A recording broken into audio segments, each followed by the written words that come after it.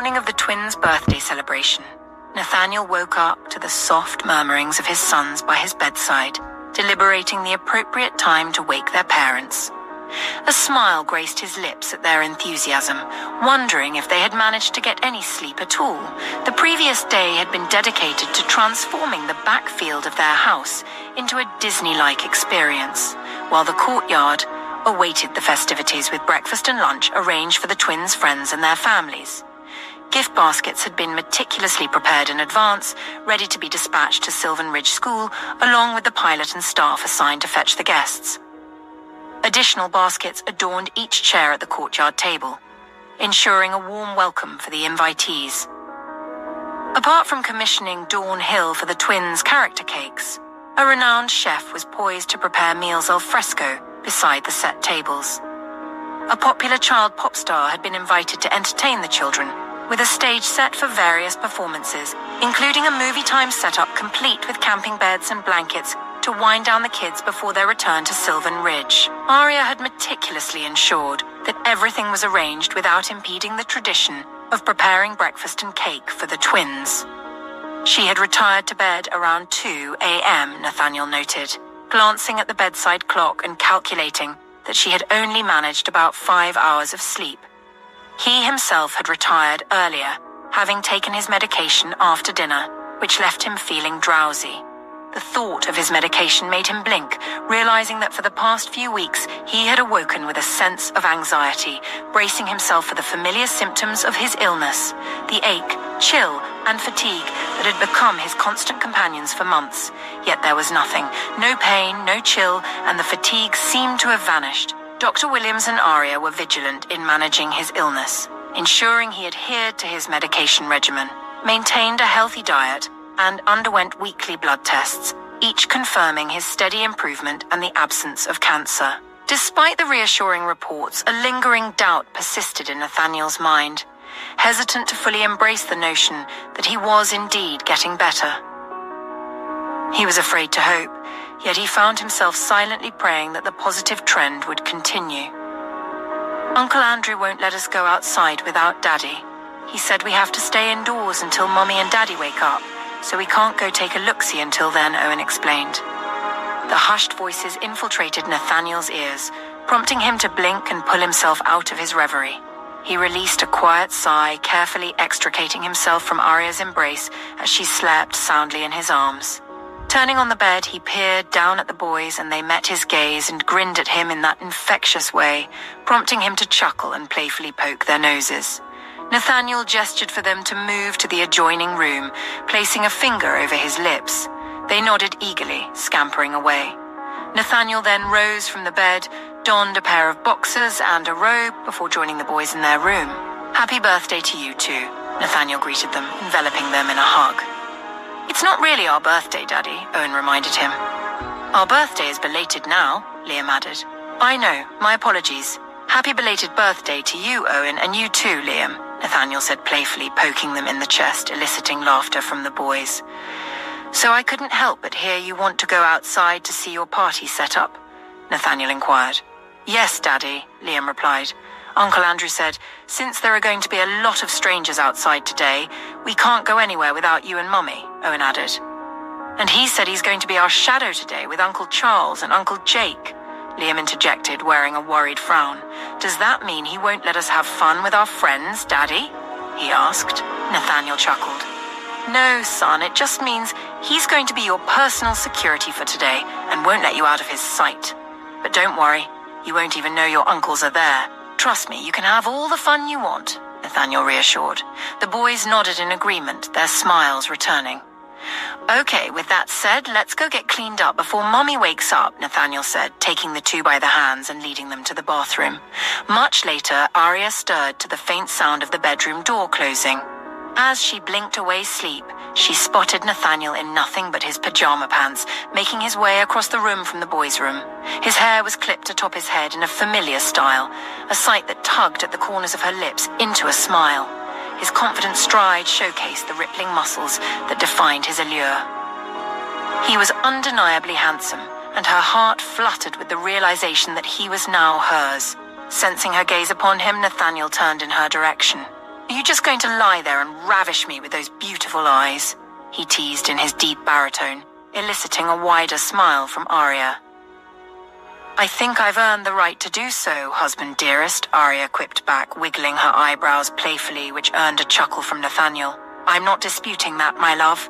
I'm just saying instead, join me for a bath, and I'll be glad to quench your thirst before the boys get bored with their game and come looking for us, he suggested, trailing his eyes appreciatively over her form, his tongue darting out to moisten his lower lip. Aria felt a flush spread throughout her entire body at his intense gaze. As Nathaniel reached the bathroom door, Aria watched as he shed his pants and disappeared inside. With a mischievous smile, she slipped out of bed and followed him. When the twins called out a few minutes later, Nathaniel gently covered Aria's mouth with his hand to stifle her moans, as he passionately loved her so intensely that tears spilled from her eyes. They later exited the bathroom one by one, with Nathaniel diverting the boys' attention, so Aria could slip into the walk-in closet. When she came out later, their eyes locked, her face flushed with embarrassment, but the feeling melted away instantly when he silently mouthed, "You are so beautiful," prompting her to beam at him. The four made their way downstairs to the kitchen, where everything needed to prepare breakfast and the cake was already set out. The staff provided aprons for Nathaniel and the boys, and he assisted them in tying them over their casual attire before donning his own. Aria joined in to help Nathaniel with his apron, stealing a quick kiss when she saw the boys weren't looking. Nathaniel grinned at her, tempted to deepen the kiss by cupping her neck, but she darted away out of reach, eliciting chuckles from the watching staff. The twins opted for a fancy breakfast, a decadent spread of Belgian waffles topped with fresh berries, whipped cream and drizzled with maple syrup. Nathaniel helped them onto stools so they could assist with the preparations and guided them through the process of mixing the batter, showing them how to operate the waffle iron safely. As the waffles cooked, Aria joined in, assisting the twins in whipping the cream to perfection, demonstrating how to carefully fold in the berries for an even distribution of flavor. Nathaniel helped by making caramel tea for Aria, coffee for himself, and warm milk for the boys, while also offering Miss Jonas a cup of coffee, which she graciously accepted with a pleased bow. At 8 a.m., the house guests began to filter in, starting with Miss Everly joining the Hawthornes, followed by Anita, Miss Bella, and Tom Hill, and then Dawn Hill. Well, this is quite a family gathering. Happy celebrations, Owen, and you too, Liam, Tom Hill greeted as he walked in. Good morning, Grandpa Hill, the boys chorused. We're making waffles for everybody, Grandma Bella, Liam added, eliciting chuckles from the other woman and beaming smiles. I bet it will be delicious, she replied. Aunt Dawn is a professional. She can judge when it's done, Owen suggested. Nathaniel smiled at his boys' thoughtful gestures, ensuring that no one felt left out in the room full of people, making everyone feel included in the family circle. As soon as Miss Everly entered the kitchen earlier, Owen and Liam had requested to be put down from their stools so they could give the older woman a hug. When Anita arrived, they happily greeted her and proudly announced what they were up to. Dawn chuckled and replied, I hope they don't outshine my character cakes. Otherwise, I'll have some tough competition, playing along and causing the twins to giggle. Speaking of commissions, I better get to work, she said. I'm sure you have time to eat something, Tom Hill suggested with obvious concern. Nathaniel could sense tension kindling between the two. Tom Hill was still a bit awkward around his daughter, and she was still resentful of his voluntary absence in her life. The few conversations Nathaniel had witnessed between them had been strained and awkward. Tom Hill tried to be cordial, but Nathaniel understood how Dawn must be feeling. His eyes settled on his sons, and he could just imagine how they too would have acted towards him if they had been old enough to grasp what was truly going on between him and their mother. Coffee? Nathaniel offered Dawn, creating a distraction and catching her eye. He sensed a hint of understanding in her eyes before she nodded and said, Thank you. She did not respond to her father's statement, causing Miss Bella to glance from her to her father with a sad glance. The ding of the timer going off saved the situation, as Nathaniel supervised the twins carefully removing the waffles from the iron, their faces lighting up with excitement at the golden brown perfection. While Aria and Anita were busy preparing the chocolate cake batter to put inside the oven, Nathaniel and the twins arranged the waffles on plates, artfully topping each one with the berry-infused whipped cream. When Aria placed the cake batter into the oven to bake, the boys proudly presented her with their culinary creation, beaming with pride. "Oh, this is beautiful. You boys are culinary geniuses," she gushed, and the boys clapped their hands with glee. Nathaniel helped to serve everyone, including Miss Jonas and every staff member present. They all ate heartily, appreciative murmurs echoing in the kitchen. When Owen saw that he, his dad, and brother had finished serving everyone, he let out a tired sigh, pretending to wipe sweat off his forehead and said, "Whew, we got everyone, Dad." He then hunched his back, appearing utterly exhausted. "Our family's so big," Liam added, just as dramatically. Nathaniel chuckled as everyone laughed, and he ruffled Owen's hair, lifting him and then Liam up to sit on the island table to eat their waffles. When it became evident that Nathaniel was going to eat his breakfast standing by his sons, Aria noticed Miss Jonas gesture to a male servant to bring a tall stool for Nathaniel to sit on. "Thank you," Nathaniel muttered as he settled onto the stool. "Give us a few more minutes, Dawn, and we'll clear the space for you to start working on the cake," Aria suggested, and the other woman responded with a warm smile. "It's okay, I'll start by bringing out the characters' embellishments and other things I need," Dawn reassured. Aria flashed her a grateful smile. Once the chocolate cake was ready, Aria sliced a piece for each person, including the twins. The staff echoed, "Happy birthday, Owen." "Happy birthday, Liam," eliciting smiles from the twins. Owen leaned in close to his mother and whispered, "Should we tell them it's belated, Mummy?" Aria whispered back, "It's okay, baby, they know," receiving a satisfied nod from Owen. "We need to save cake and waffles for Uncle Andrew, Uncle Charles, and Uncle Jake." "Daddy," Liam reminded him. But before Nathaniel could reply, Anita spoke up. "I've already taken care of that, Liam," she assured him. "Thank you," Nathaniel said hoarsely. "Thanks, Aunt Anita," Liam chimed in. Around 1 p.m., the Alaskans arrived, and during the brief moment of calm before the children headed out onto the field, Nathaniel crouched down to the twins' level, calling their attention. "Remember, don't wander out of sight of me, your mother or your uncles, and under no circumstances should you take off your wristwatches. Okay?"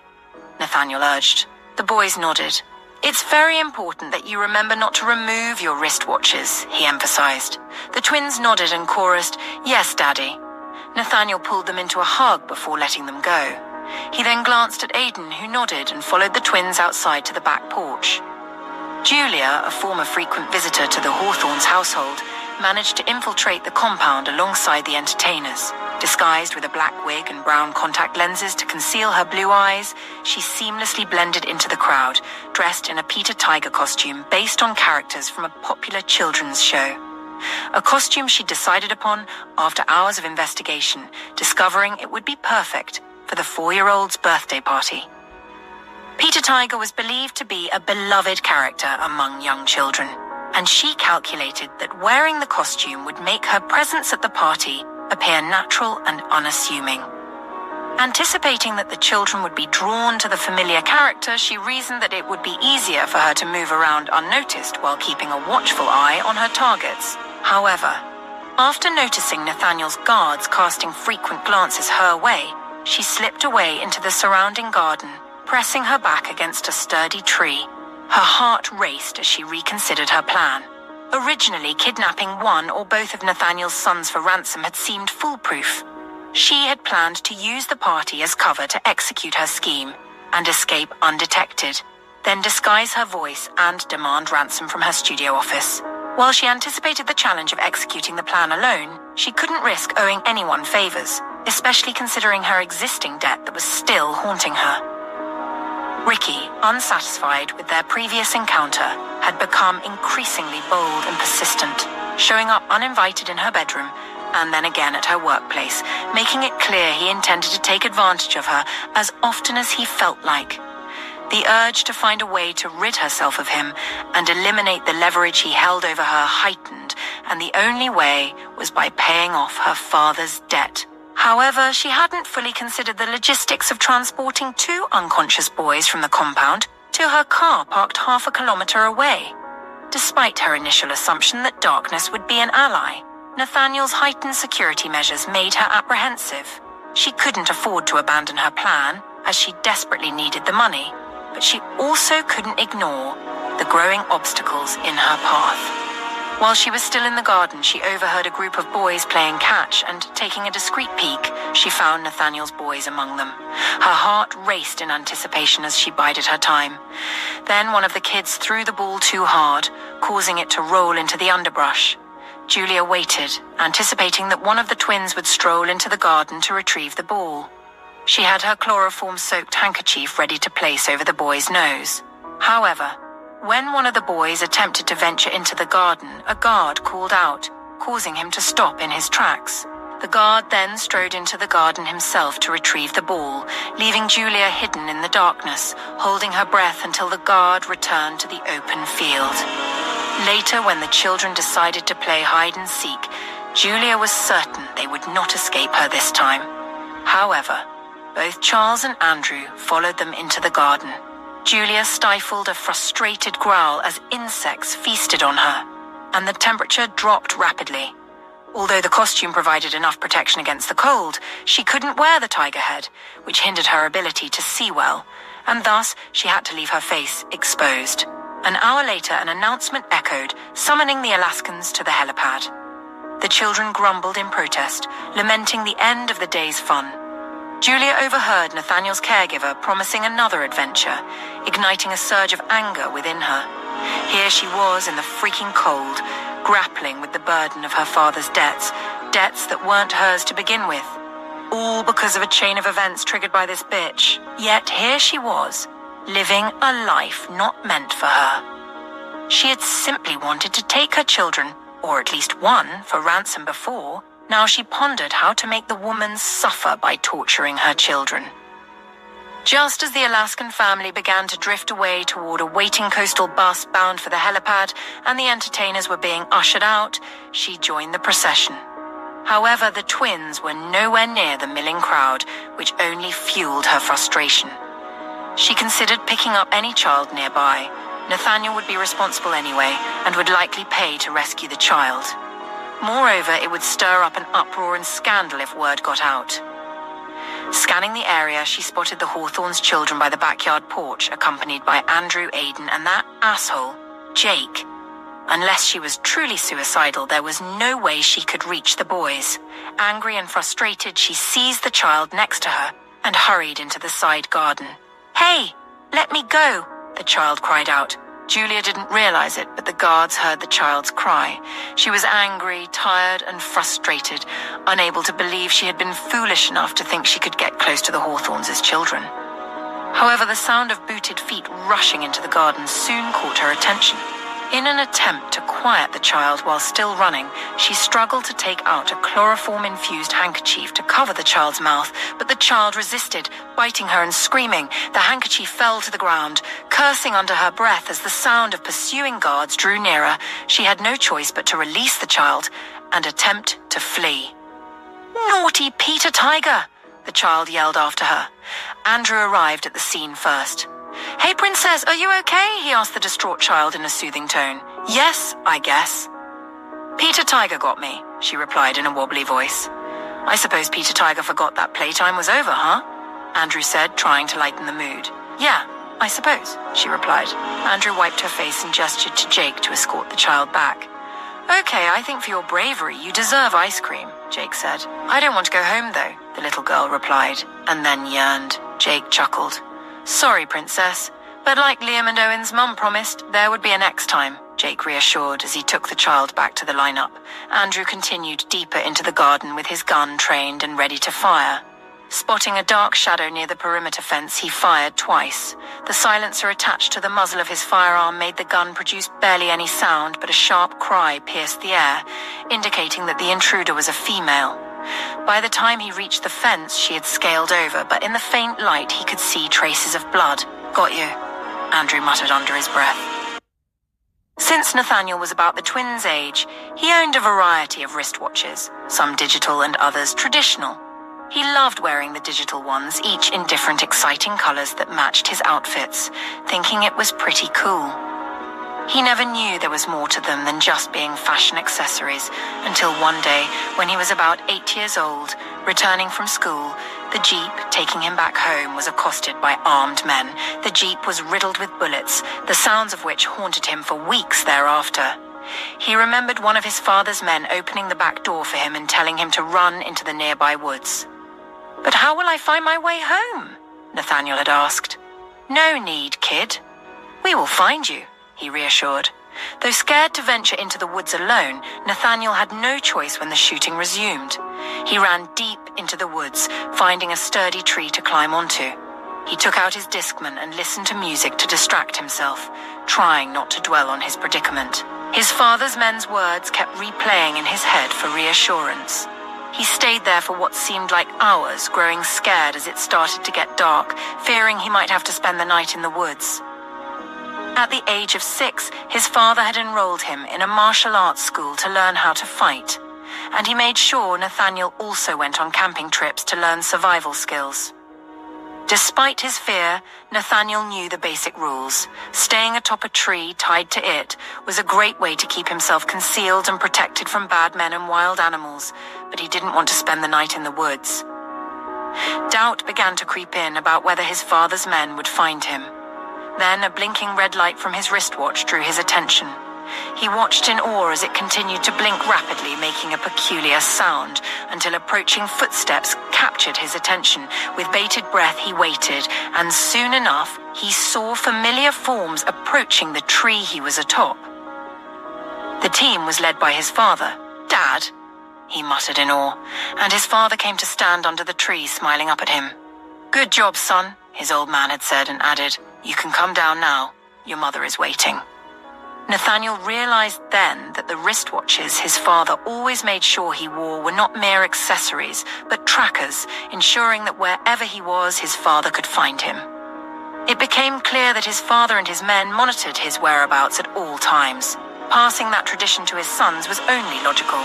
It had kept him out of trouble several times. With the attack on Tom Hill and subsequently Aria by Julia's miscreants, he figured it would be wise to be as prudent and prepared for the unknown as his father was. It turned out he was right to be wary. Aria and Dr. Williams didn't want him spending too much time outside with the crowd, so he was forced to limit his wanderings to the foyer. However, he noticed he had a better vantage point from the rooftop, where he could see the courtyard and the backfield where the children's party was set up. From up there, it was easy to spot Aria and their boys. When he first spotted the Peter Tiger character, it made his brows furrow because he couldn't recall the boys mentioning Peter Tiger in the list of characters they had requested for the party. He thought perhaps Aria had spoken to the lady organizer and added the character. He tried to call her phone, but watching her from up on the roof, it was clear that either she didn't have her phone with her or couldn't hear it ringing. Since he was forbidden to go outside after greeting their guests, he stayed put.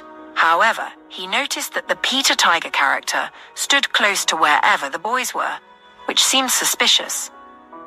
Later in the day, when Aria came looking for him with a tray of food, he chuckled upon seeing her, thinking that despite being busy with the birthday party, she still had time to think of him eating healthily. "Here you go, Mr. Hawthorne." "I expect you to eat everything on your plate, sir," she had said as she placed the food on the table in front of him. "You are unbelievable," Nathaniel said, drawing her in for a kiss. "I know you must be tired. Can you please sit down for a bit?" he urged. With a resigned sigh, she sat next to him. "Let someone else take over." "I can't afford you falling sick now," Nathaniel added. "We have 1 more hour to go according to Andrew before he announces the end of the party," Aria replied. "Good. I'm ready for it to be over, but I trust the twins had fun?" he asked. "Oh, they had loads of it," Aria replied with a smile. "Thank you, love," she added. "What are you thanking me for?" he replied. "For being the best daddy ever," she said with gusto, making him chuckle. "I think I've heard the two yell that in excitement about 6 times, she added, making him laugh quietly. "The first was when they saw the bouncing castle. The second was when they saw the racetrack for the go-karts. Then the makeshift water rides, the arcade games, when Dawn revealed their character cakes, and when Raffi announced his presence on the set-up stage," Aria said in a playful tone. Nathaniel shrugged. "It was all their suggestions. I just helped to bring it to fruition," he said. Aria beamed at him. Speaking of entertainers, did you add Peter Tiger to the list? Nathaniel asked, giving her a keen scrutiny. Aria immediately shook her head. I didn't add anything. The suggested theme was already perfect, Aria said. Nathaniel slowly nodded. Is there a problem? She asked, holding his gaze. No. I was just wondering if you made the addition.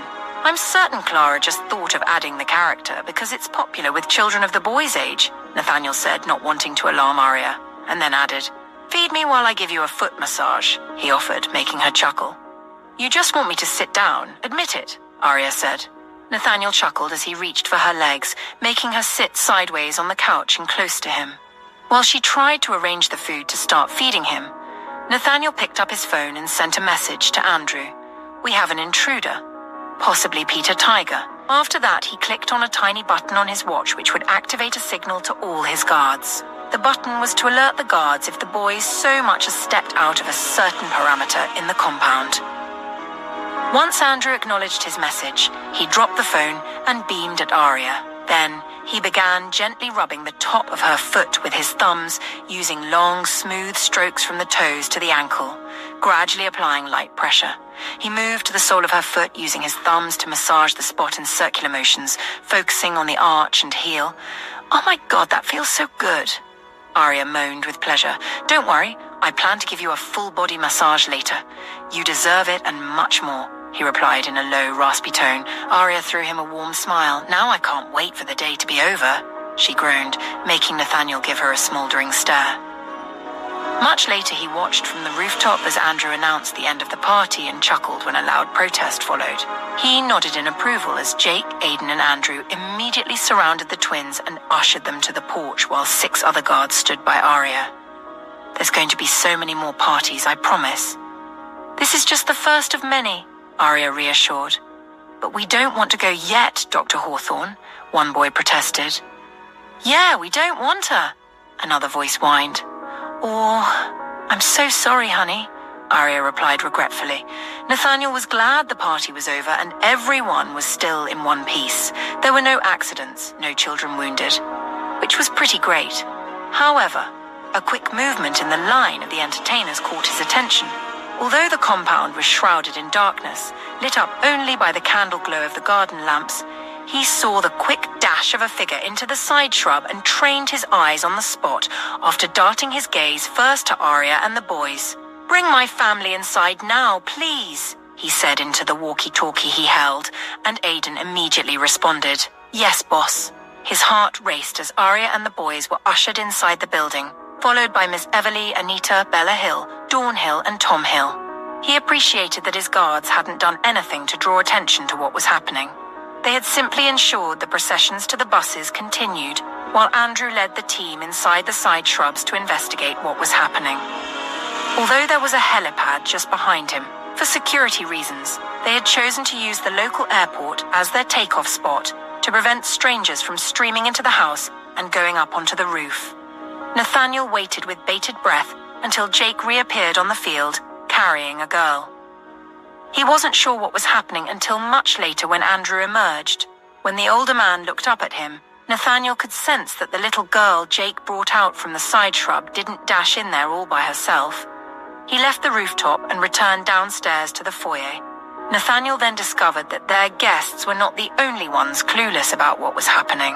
His family was busy chatting away about the success of the children's party, and immediately the twins saw him. They rushed to hug his legs. Thank you, Daddy, the two chorused. We had lots of fun, Owen exclaimed. Did you see me on the go-kart, Daddy? Liam exclaimed. Yes, I saw the two of you. You were pretty good. Perhaps you could drive me to the mall sometime, Nathaniel replied. The boys burst into laughter. Daddy, we're still babies. We can't drive, Liam replied. Oh, I forgot, he replied, making them giggle. Don't hug them, please, Aria exclaimed when he made to carry the two. You three can resume this after the boys have been hosed down. I bet you are covered in germs, Aria said in jest. The boys gasped and ran towards the elevator. We will go shower instead, Mommy, Owen announced loudly, holding his brother's hand. Don't worry, I won't let her, Anita said as she followed the two. Later on, Nathaniel went outside with Tom Hill wearing a face mask and joined his guards. They were gathered by the edge of the thick shrub, designed like a maze, speaking in hushed voices. "Andrew?" Nathaniel called, drawing everyone's attention. "You caught someone?" he asked, meeting the older man's gaze. "Not really, but she is wounded," Andrew replied. Nathaniel's heart skipped a beat. "She?" Tom Hill repeated in surprise. "If you would please follow me," Andrew said, leading them all through the garden to the fence and flashing his flashlight to the blood smear on the brick fence. "Why did you say it was a she?" Nathaniel asked. "I heard her cry out," Andrew replied. "We also found this," Jake added, raising up a white handkerchief now safely stored in a transparent plastic bag.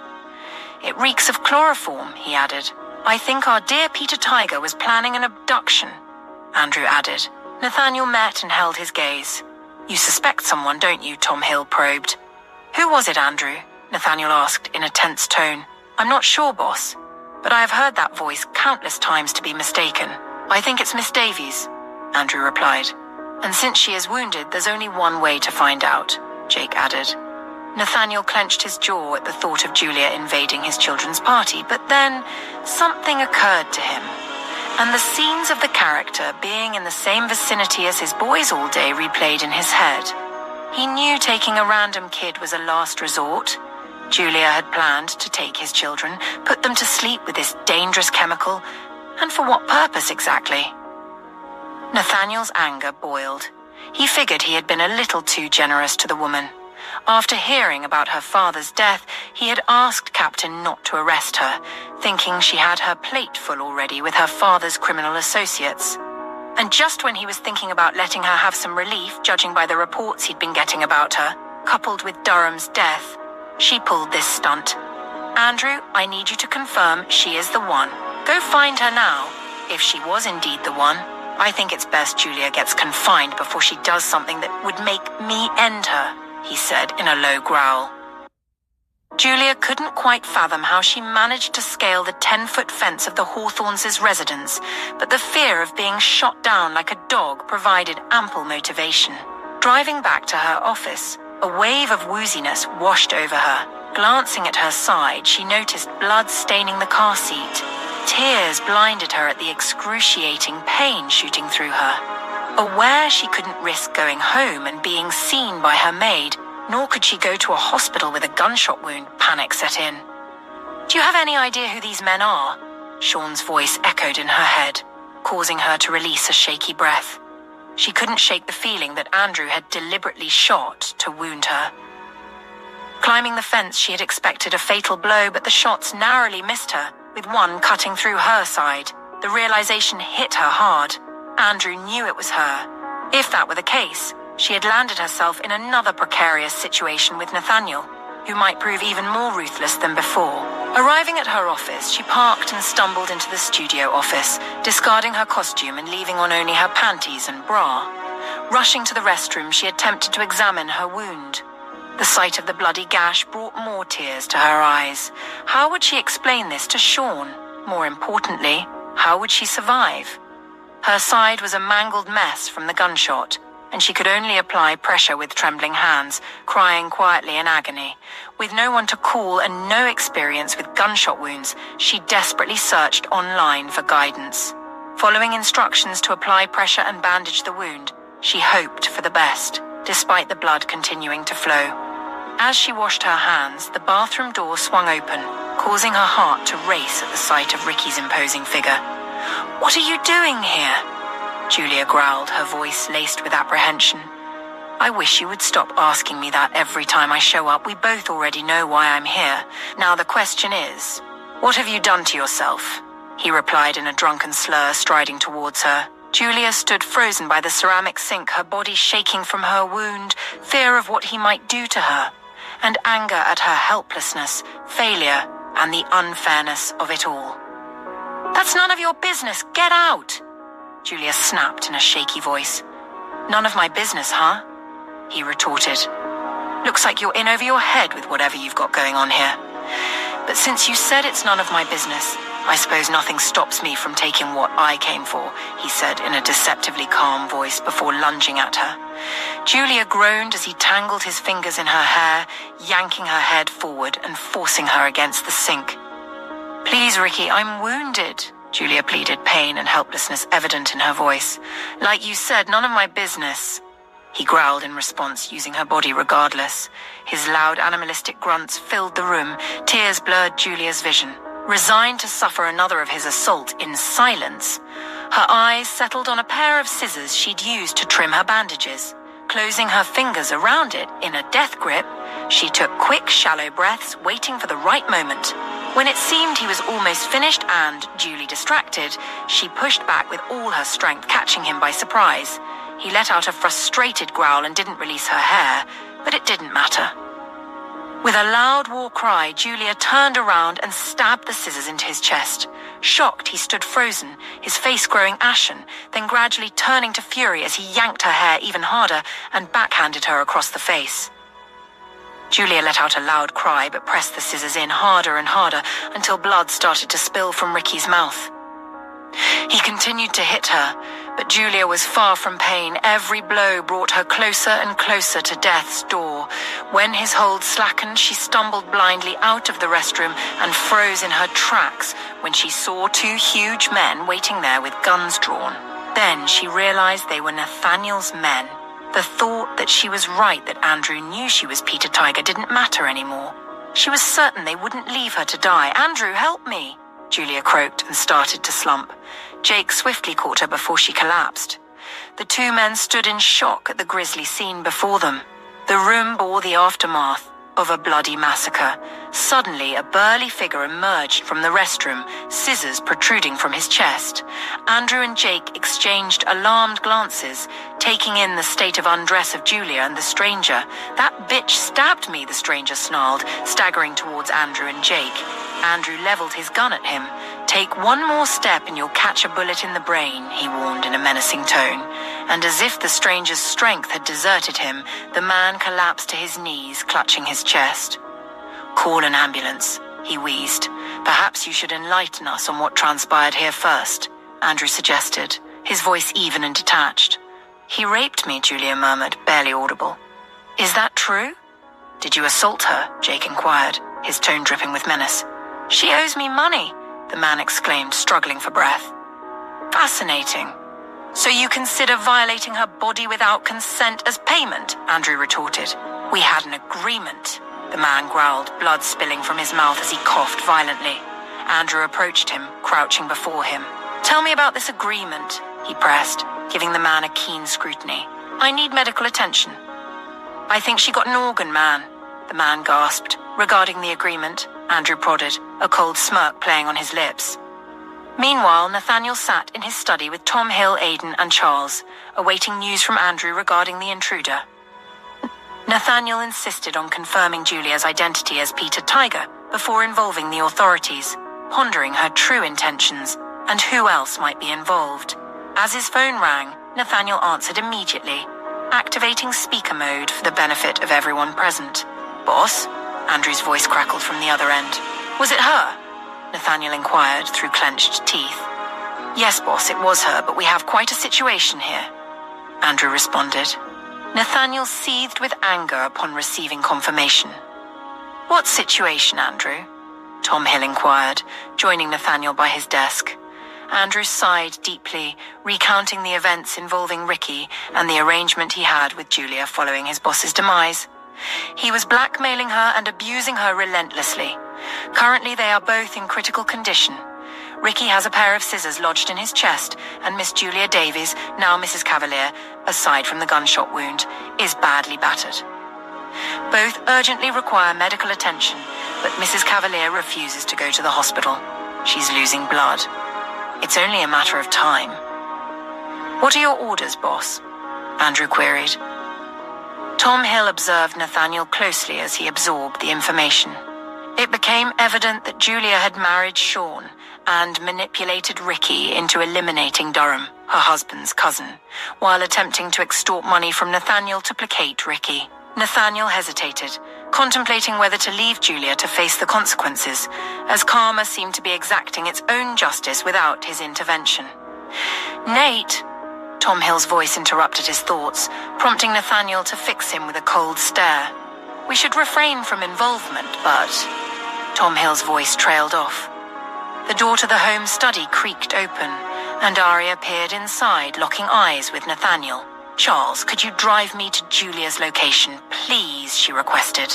Nathaniel clenched his jaw, meeting her gaze squarely. "It's none of our concern, Aria," Nathaniel replied tersely. "It's also unlike you to stand by and let something bad happen. Yes, she's trouble, but I overheard, and as a doctor, I'm sworn to save lives regardless of who they are," Aria insisted. Nathaniel swallowed, considering her words and thinking she must still not know about Julia's kidnap attempt. "Andrew?" Nathaniel spoke into his phone. Tom Hill waited for Nathaniel's decision. He didn't like Julia Davies one bit yet. He wouldn't stand by and just let the woman die. "Yes, boss," Andrew answered promptly. "You heard Dr. Hawthorne. Send us your location," Nathaniel instructed, still holding Aria's gaze. She smiled gratefully and mouthed a silent, "Thank you." Minutes before, after ensuring the twins were asleep in their beds, Aria had tidied up and changed into her pajamas, awaiting Nathaniel's arrival in their room. Growing increasingly anxious after waiting for close to 10 minutes, she descended the stairs to investigate. Informed by Miss Jonas that Nathaniel was in his home study, she made her way there. As she approached the sturdy door, she overheard Andrew's muffled voice, mentioning something about Julia being assaulted and refusing medical attention. Initially puzzled by Andrew's disclosure to Nathaniel and whoever else was present, she wondered about the severity of Julia's injuries and the circumstances leading to them. However, when Andrew stressed that Julia's condition was critical, she didn't hesitate to act. Hastening back upstairs, she changed, retrieved her medical bag, and returned downstairs. They arrived at Julia's studio office in no time. Aria accompanied by Nathaniel, Tom Hill, Charles, and Aidan. Aria's confident strides faltered upon seeing the scene unfold before her. Julia lay sprawled on a floor mat, a robe covering her, while another figure slouched against the side wall, scissors protruding from his chest, clad only in boxers. "What happened here?" Aria muttered rhetorically, regaining her composure before hurrying to Julia's side. Kneeling down, she assessed Julia's condition. The other woman groaned in agony. Julia's skin felt hot against the palm, and she was trembling as though experiencing a fever. Aria quickly pinpointed a vein in Julia's hand, skillfully inserting an IV line to facilitate the transfusion of blood, while directing Jake to hold the blood bag steady to maintain a consistent flow. With the IV in place, Aria proceeded to administer morphine for pain relief and ceftriaxone, a broad-spectrum option to cover a wide range of potential infection, before turning her attention to Julia's wounds. She discovered a bullet lodged in Julia's ribcage. Promptly removing it and repairing damaged nerves, she cleaned the area with a sterile saline solution to irrigate and flush out any debris or contaminants. She then used chlorhexidine to further disinfect the area and reduce the risk of infection before bandaging her up. "We need to get her to the hospital," Aria declared, looking up at Nathaniel and Tom Hill, who observed the half-conscious woman with horror etched on their faces. Julia's eyes were swollen shut, her entire face bruised, black and purple, bearing witness to the horror she endured. Nathaniel nodded in agreement. "Help me," the man slouched against the wall whispered, his voice fading. "Was he the one who did this?" Aria inquired, glancing from Andrew to Jake. They nodded in affirmation. With a clenched jaw, Aria approached the man, lifting his face with a finger under his chin. "Your injury looks severe. I'll administer an injection to numb the pain until you reach the hospital. If I'm correct about human anatomy, you likely have a punctured heart, which is serious. If I remove the scissors, you'll die instantly," Aria stated firmly, delivering the injection to his chest by stabbing him with it, causing the man to jerk spasmodically before she rose to call Dr. Rowan. Nathaniel blinked in disbelief at Aria's actions, sensing Tom Hill struggling to suppress a laugh. Despite the gravity of the situation, Aria's response was both amusing and commendable. Despite Julia's past actions, Aria couldn't help but feel a surge of indignation at the sight of someone brutalizing her. As Nathaniel lowered his gaze to Julia, he found her eyes open, fixed directly on him. "I'm sorry," she whispered, with tears streaming down the sides of her eyes. Nathaniel held her gaze for a moment before looking away. Upon arrival at the hospital, Dr. Rowan was already waiting for them. "You owe me, Dr. Everly," Dr. Rowan grumbled as he took charge of Ricky's case. "She is my wife now, Rowan. Address her appropriately." Nathaniel rasped as he walked past Rowan. The other man pressed his lips together in a semblance of a smile. "Duly noted, Mr. Hawthorne," he replied. "I'm sorry," Aria said as their eyes met and locked. "I will make it up to you. I promise," she added, trailing behind the gurney carrying Julia as it was wheeled to a critical ward. There. She swiftly connected Julia to monitoring machines to track her vitals. Aria then collected blood samples, passing them to an intern who stared at her in awe. "Well?" Aria prompted with a raised eyebrow. "It's, an honor, Doctor?" The young intern stammered in admiration. "Does this mean you'll be returning to work here, Dr. Everly?" a nurse inquired. "It's actually Dr. Everly Hawthorne now, Mary." "I got married," Aria announced sheepishly, eliciting congratulations from those present. "Thank you," she replied. And to the intern she'd given the blood samples earlier, she added, "Please ensure all necessary tests are taken and report back to me ASAP. The patient suffered a gunshot wound and sexual assault. Her results are going to be between me and you and the lab attendant. I trust you know what to do," Aria instructed the young intern. "Yes, Dr. Hawthorne," the intern replied, standing straighter, her face etched with seriousness before she hurried off to fulfill her tasks. Julia couldn't quite believe that Nathaniel's caregiver, despite everything, was the one working to save her life. She couldn't quite figure the woman out, because if it were her, she would have left the other woman to bleed to death and walked away feeling victorious. Her righteous outlook infuriated her, and she wondered at the other woman's angle. Was she doing this to appear saintly in Nathaniel's eyes, or was she indeed this nauseatingly naive? When the nurses left, leaving her alone with her, Julia asked, "Why are you doing this?" Aria looked at Julia with a raised eyebrow. "You are evil incarnate. It doesn't mean I still have to stand aside and watch you die." Aria replied with a smirk. "I would have," Julia retorted smugly. "And that's what makes us different, Miss Davies," Aria replied. "It's Mrs. Cavalier now." "I got married," Julia replied in a faint voice, the side of her lips tweaked in a semblance of a smile. "Touché." "Where is Mr. Cavalier right now, madam?" Aria asked, wiping the smirk off Julia's face. "He can't find out what happened," Julia said, giving the other woman a piercing gaze. "If he is your husband, I doubt you would be able to hide your injuries from him," Aria replied.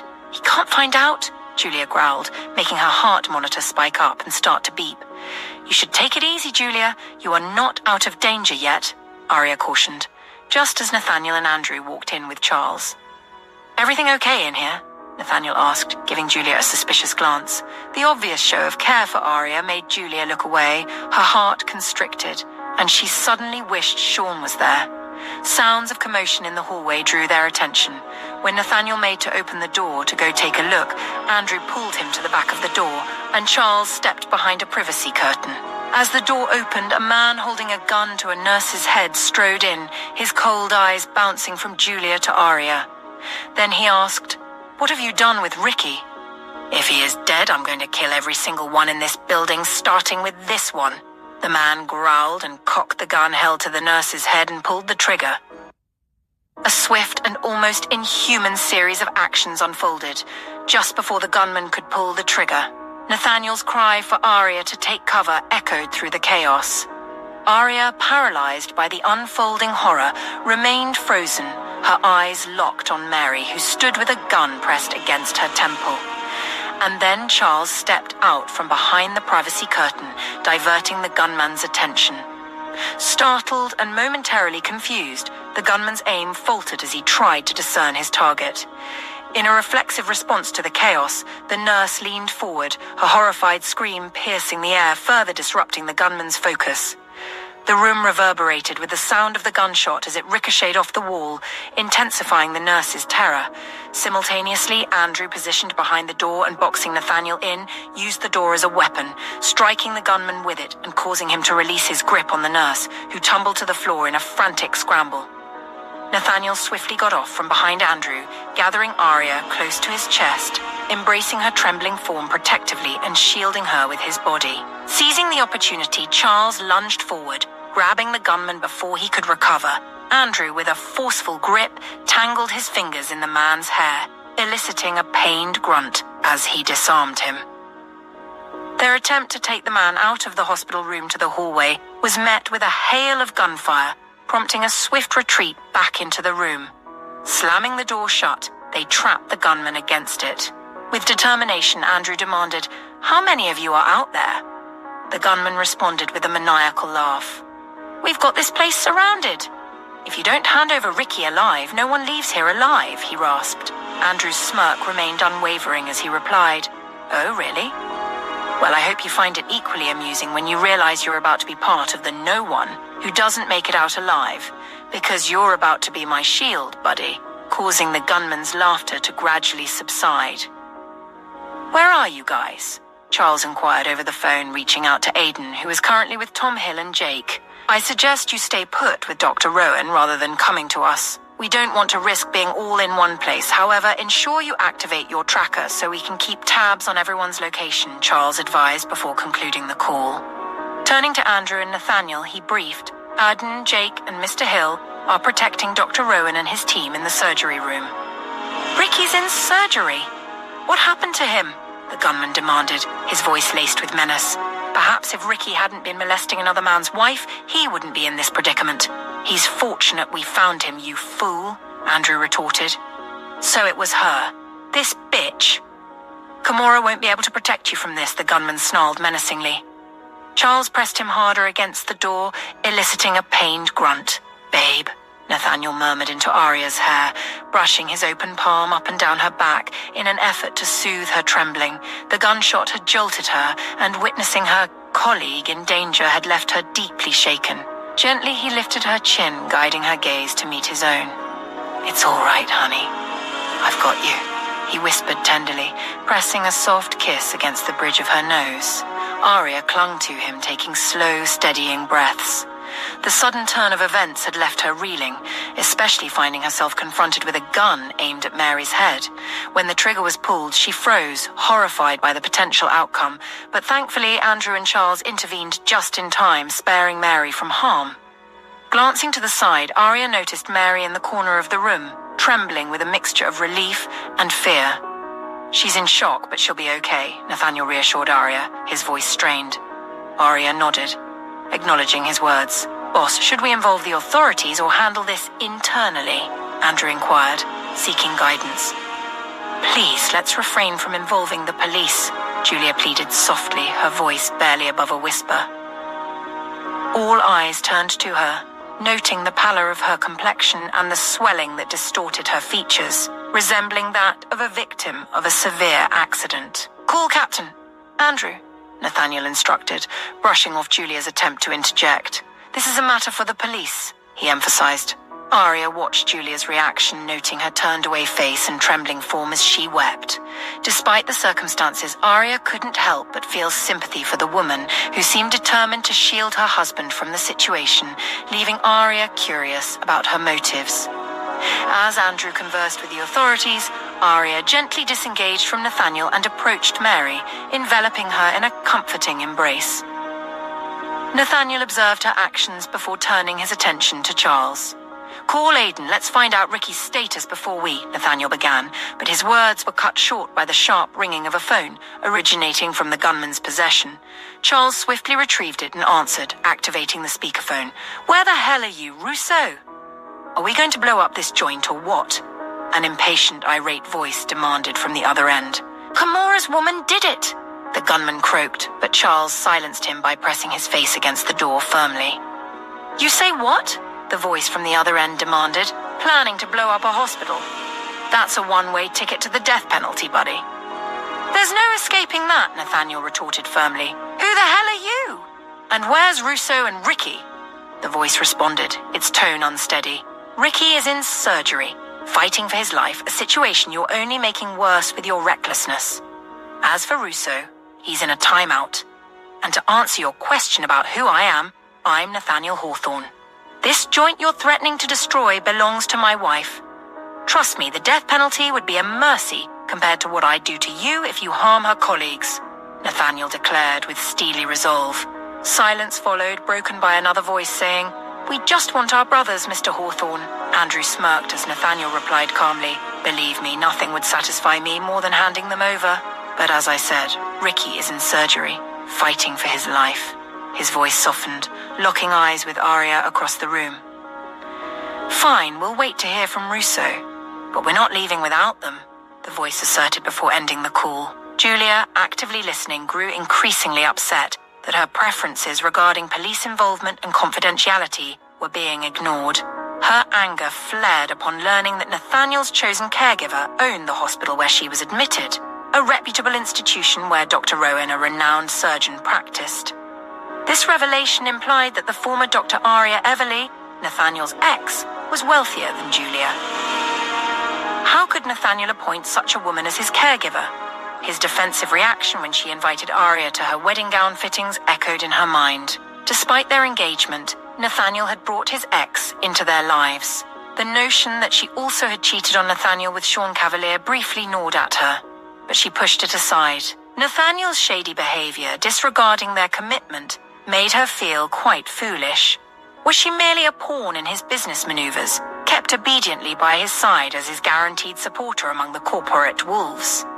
The thought that she had also planned to use Nathaniel didn't ease her discomfort. Discovering his blatant infidelity left her feeling foolish and angry. While she believed she had him under her control, Nathaniel had manipulated her without remorse.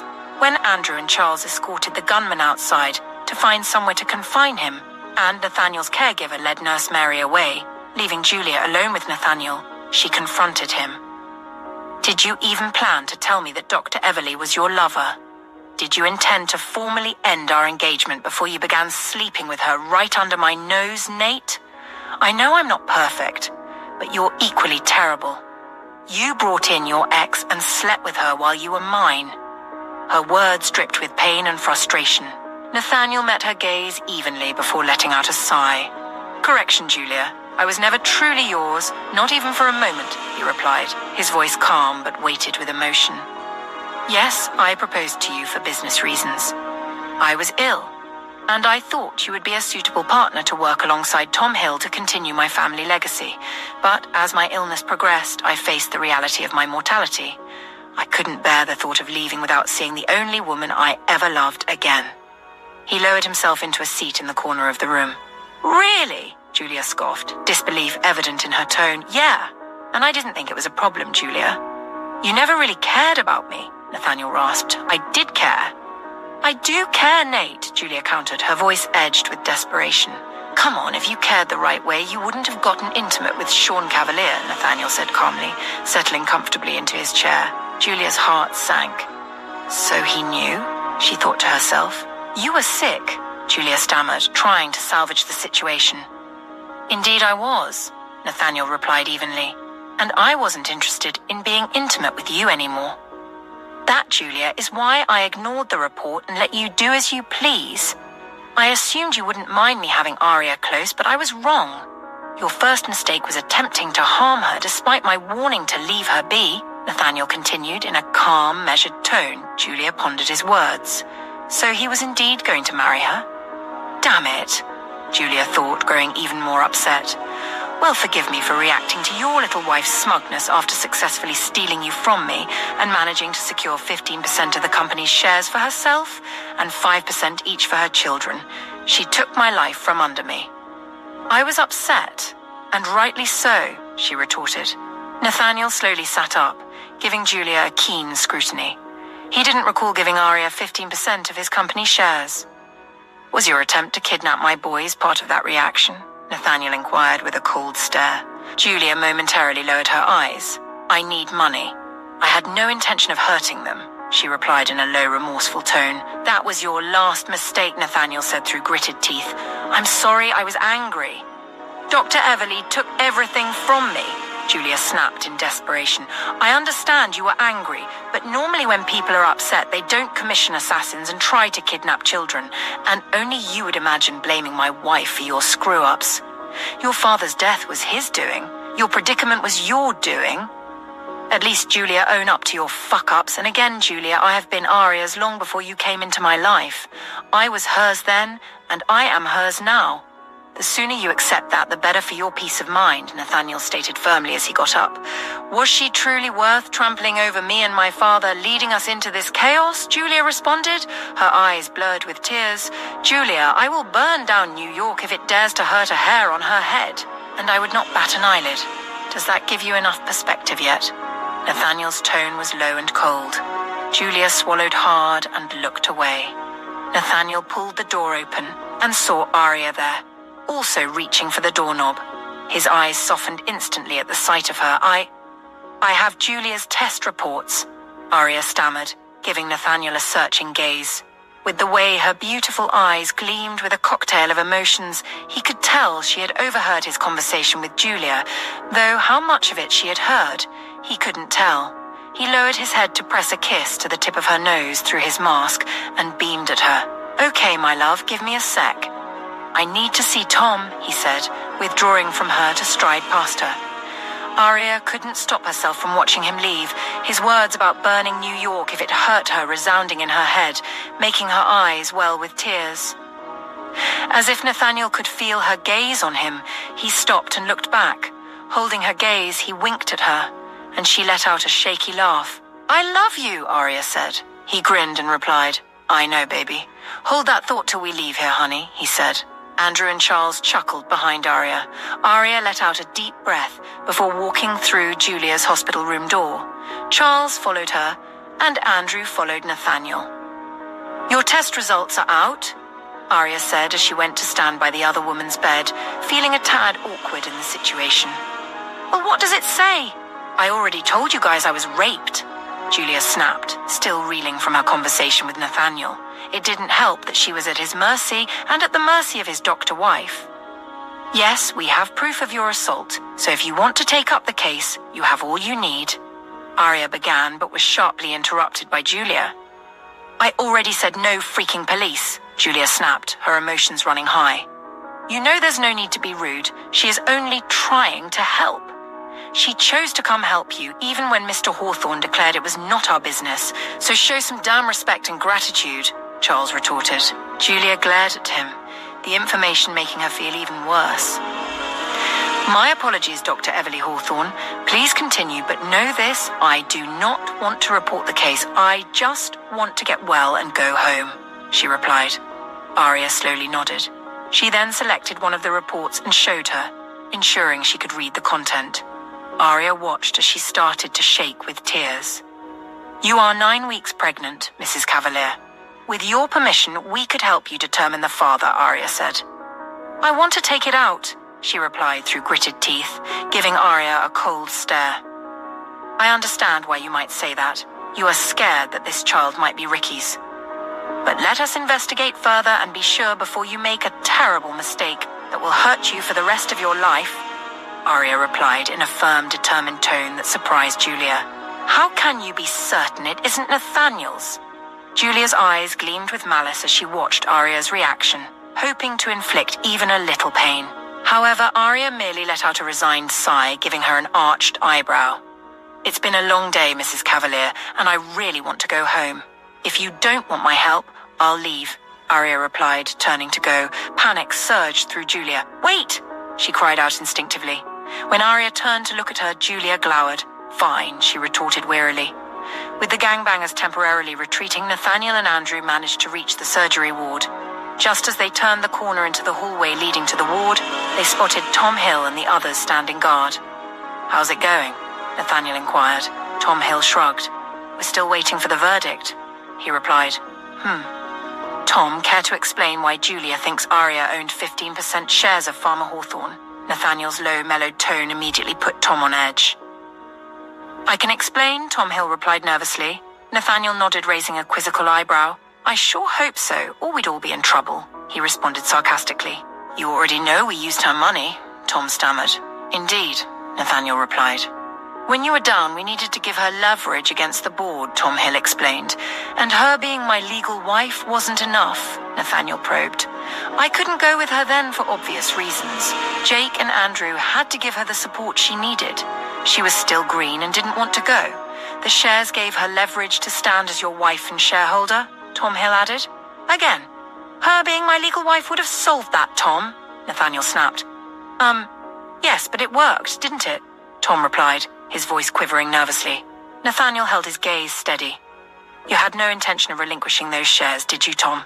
he asked. "We used her money, Nate," Tom Hill countered, reluctant to admit the obvious. With one strike already against him, he wasn't keen on earning another.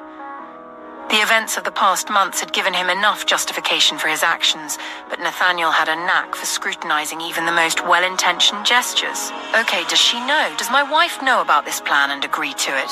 Nathaniel inquired, his voice chilling. If you're implying... Tom Hill began defensively, but Jake cut in. She didn't know. We didn't even let her see the papers. Andrew and I handled it. She was already a nervous wreck, Jake interjected, shooting Nathaniel a pointed look. She's not materialistic, boss. Don't entertain that thought, Andrew added. Nathaniel's eyes moved from Andrew to Jake, Aidan, and then Tom, noting their protective stance. Their unwavering support, refusing to let even a shadow of doubt touch his wife's reputation, warmed his heart. How did you manage that? How did you pull it off without her knowing? Nathaniel inquired. She was nervous and Miss Davies was giving her a hard time. Then she found out you'd woken up, followed by a confrontation with gunmen that nearly cost her life. And to top it off, she discovered she was pregnant. Being part of Farmer Hawthorne was the least of her concerns, I assure you, boss, Jake explained. I even had to coax her into wearing jewelry to the meeting, and she complained the whole way, Andrew added, smirking. Nathaniel couldn't help but shake his head in amazement. Nathaniel was genuinely impressed by the impact Aria had on his men, yet he couldn't overlook the underhandedness of Tom Hill's actions. They needed to find a way to appease the board somehow. We've never done anything like this before, Tom, Nathaniel remarked with a sense of resignation. I know, but we can find a solution. We bought the shares before your marriage. We haven't acted dishonestly, Tom Hill argued. Yes, we have, Tom. Trying to gloss over it won't change the motive. We need to find a way to compensate the board. Can I trust you to handle this without resorting to cunning tactics? Nathaniel inquired. Of course, Tom Hill promptly replied, feeling relieved that he seemed to be avoiding consequences for his actions. But Nathaniel's warning followed. That's 2 strikes, Tom. Be careful not to earn a 3rd one. Tom Hill stared at him in disbelief, eliciting laughter from the others. Nathaniel fought back a laugh, feeling a sense of contentment settling over him. As they spoke, the door to the surgery room opened, and Dr. Rowan emerged, looking visibly fatigued. The surgery went as well as we could have hoped. We were able to repair the nick in the patient's heart successfully. However, it's important for you to understand that recovery from this type of surgery can be complex. Right now, the patient is stable, but we need to closely monitor his condition over the next 24 hours to ensure everything continues to progress as expected, Dr. Rowan explained. Nathaniel nodded. Thank you. Can he be moved? He inquired. What? I don't think so. The next few hours are crucial. He's not out of the woods yet, Mr. Hawthorne, Dr. Rowan replied, visibly bemused and shocked. Nathaniel slipped his hands into his pockets, giving the other man a leveled gaze.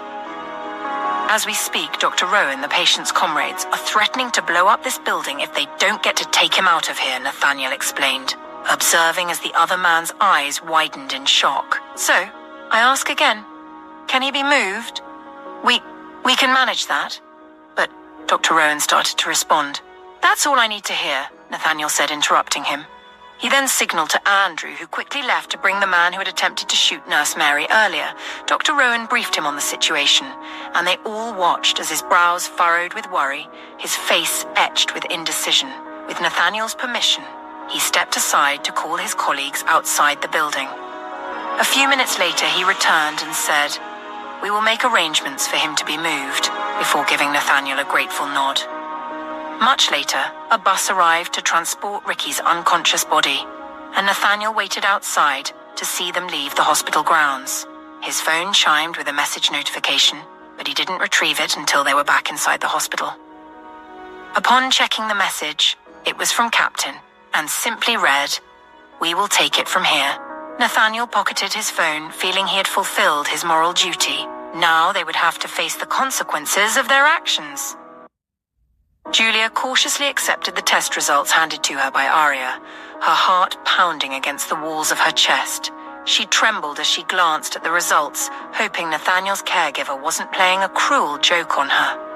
"I'm sorry, Julia, truly," Aria said softly, sensing the impact of the news. "That despicable man impregnated me. As if his crimes weren't enough, he's cursed me with his child, Julia whispered, her anguish palpable. The DNA test confirmed she was carrying Ricky's child, the child of her rapist. Julia, I know it's not my place, but please don't rush into any decisions. Aria began to advise. You say it's already been 9 weeks, Julia snapped. Yes, but, Aria attempted to interject, only to be cut off sharply. You're right, Doctor, it's not your place. You've done what you can for me, thank you. Just because you've helped me doesn't mean you can meddle in my life, Julia retorted, her tone firm. Aria nodded with a sigh. She exchanged a glance with the nurse and said, I believe my job here is done. The nurse shook her head and replied, Good night, Doctor. I'll assign a nurse to your patient. Aria gave a grateful nod and the two made their way to the exit. I'd appreciate it if this stays between us, or I'll sue you and your hospital, Dr. Everly Hawthorne, Julia threatened. Of course, Aria replied dryly before leaving.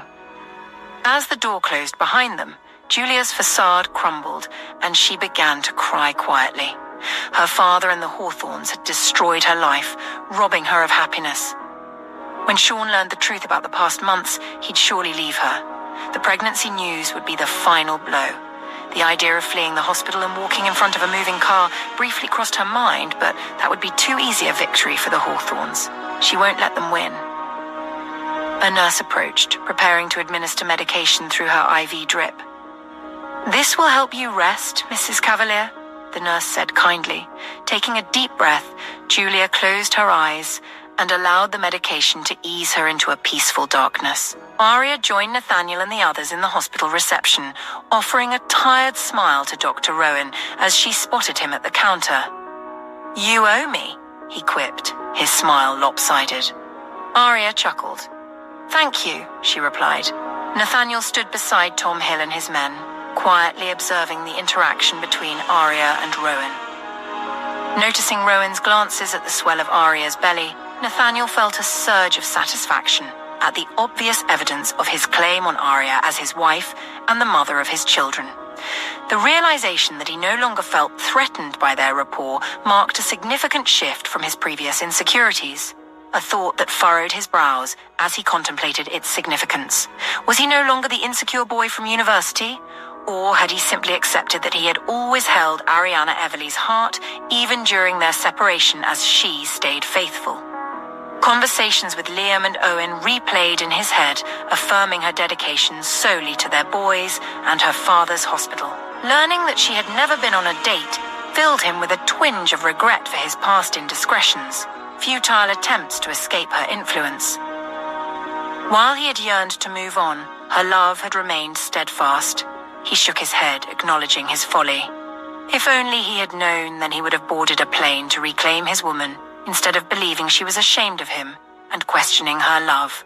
Although time travel was impossible, he resolved to prioritize her happiness, now and always. Good night, Aria called out to her staff before approaching Nathaniel with a weary smile. Come, let's get you home and to bed, Nathaniel said, reaching for her hand. Aria instinctively leaned into his side as Dr. Rowan walked down the hallway.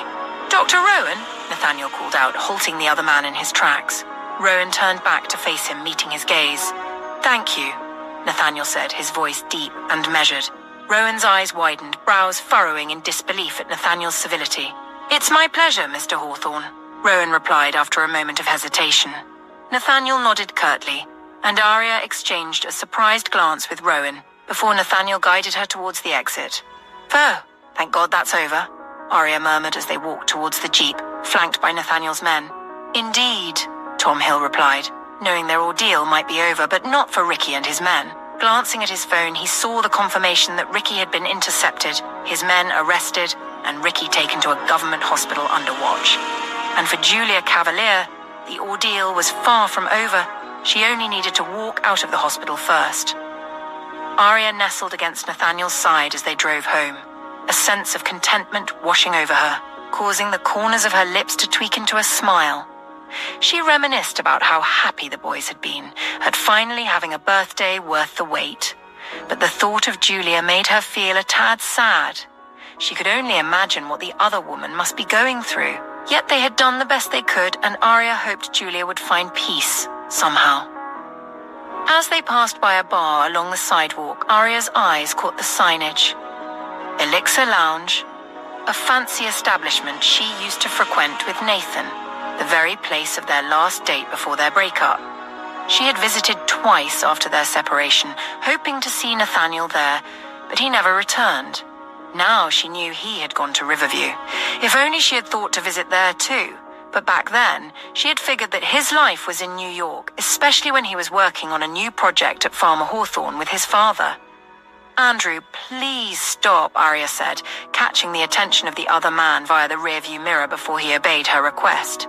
Nathaniel drew back slightly to look into her eyes, giving her a quizzical scrutiny. "Is anyone up for a drink?" Aria asked, causing Nathaniel's eyebrows to furrow. He then arched an eyebrow at her. "Not for me, silly. I just want an excuse to go in there and dance with my husband," she whispered, watching as Nathaniel glanced out the window as if he was just noticing the bar before returning his attention to her, a slow smile tugging at the side of his lips. "It's cruel to want to drag me to that particular scene of the crime," Nathaniel quipped, making Aria giggle before the playfulness eased from her face as she returned his searching gaze. "I want a new memory of the place. After all, it was one of our favorite spots," she replied, stretching upward to press a kiss to his lips through his mask. His smile widened, making his eyes hooded. "What do you all think about a shot before we head home?" Nathaniel inquired. "I could use a drink," Tom Hill replied from the front seat. "I'm game," Andrew added. "Why are we stopping?" Jake's voice crackled from the Jeep dashboard. "Boss wants us to stop for a drink before heading home," Andrew replied. "Cool," Aidan replied, making Nathaniel chuckle. Shortly after, they all entered the bar, which had a speakeasy aesthetic with its combination of red leather couches, a performance stage, and a wide bar area. A lady with a beautiful sultry tone was singing a soulful song, and the place was filled as always with murmurs and laughter mixing with the music, bringing back memories. The bartender gaped at Nathaniel and Aria when he saw them, and even when Nathaniel said, "Hello, Jack," it took him a minute to respond. "This is... wow," the older man replied, glancing down at Aria's smiling face and the obvious swell of her pregnancy. "Hello, Jack. Still as charming as ever," Aria said with a fond smile. The older man leaned in with a smile and added, "I knew he would come to his senses." "I told you he was no fool," he said to Aria. Nathaniel glanced from him to Aria with a quizzical gaze, bemused. "I came here after we, she said, her voice trailing off. Understanding dawned on Nathaniel.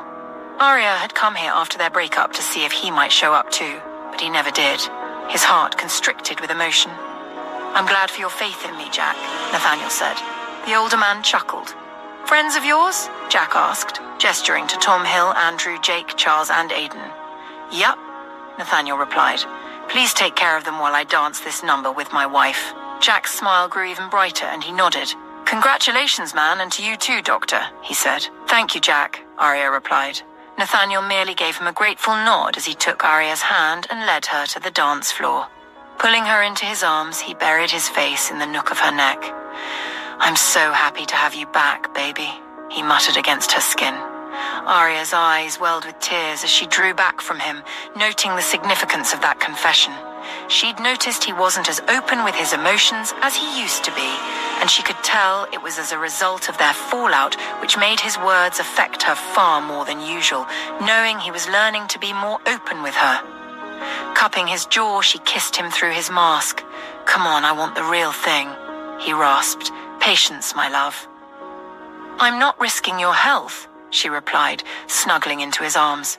Nathaniel wrapped his arms around her tightly as they swayed to the slow blues.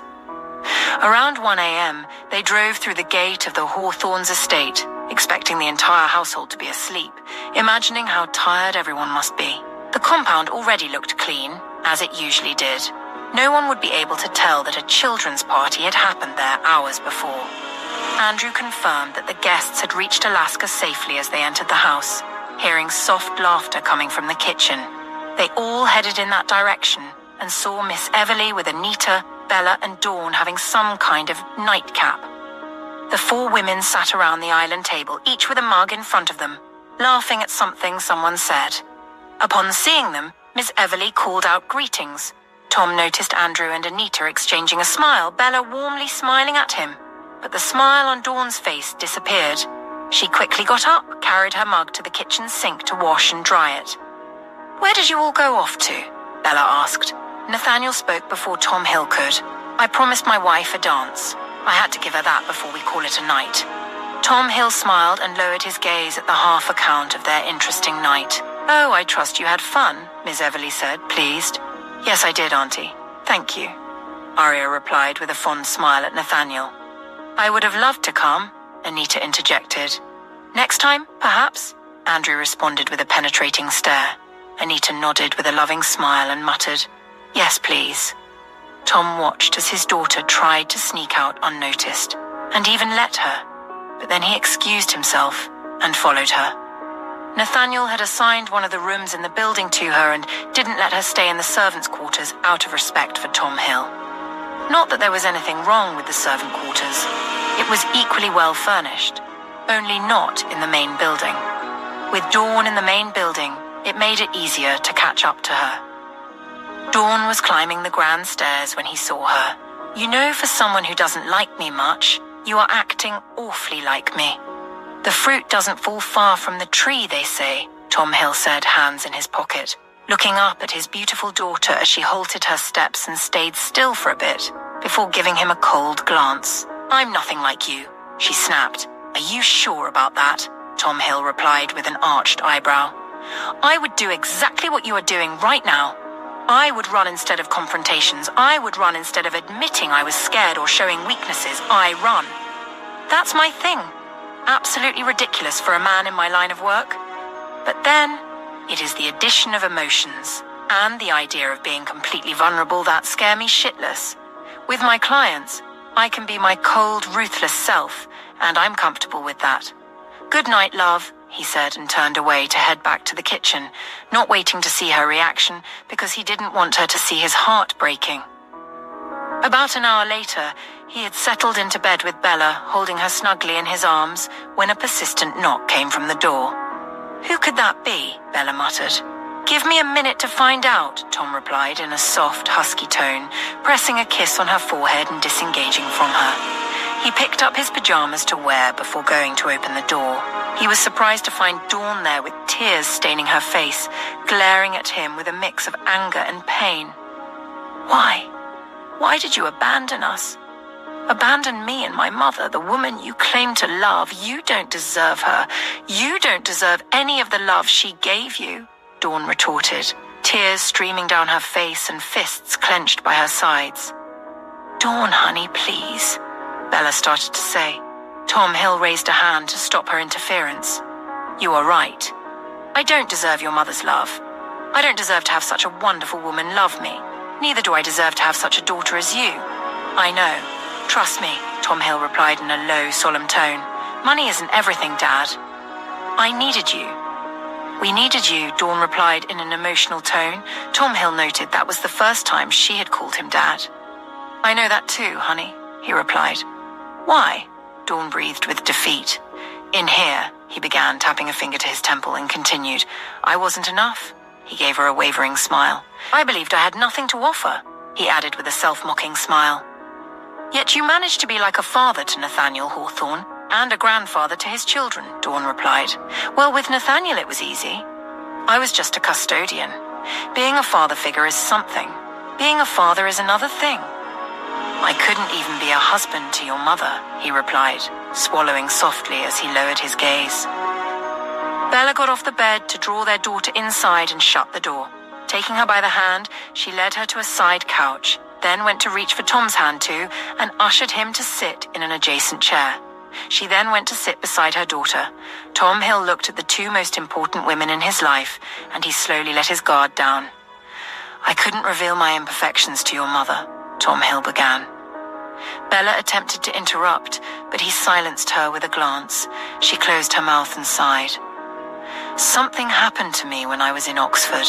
I have never discussed this with your mother, and I believe it's time I did," Tom Hill said, recounting to his family about his father and how he ended up penniless, faced with the possibility of dropping out, and spiraled into a self-destructive hole. I was in a dark place both mentally and physically, he croaked. I simply couldn't bring myself to come home to you two, he confessed. Why didn't you tell me, Tom? Bella cried.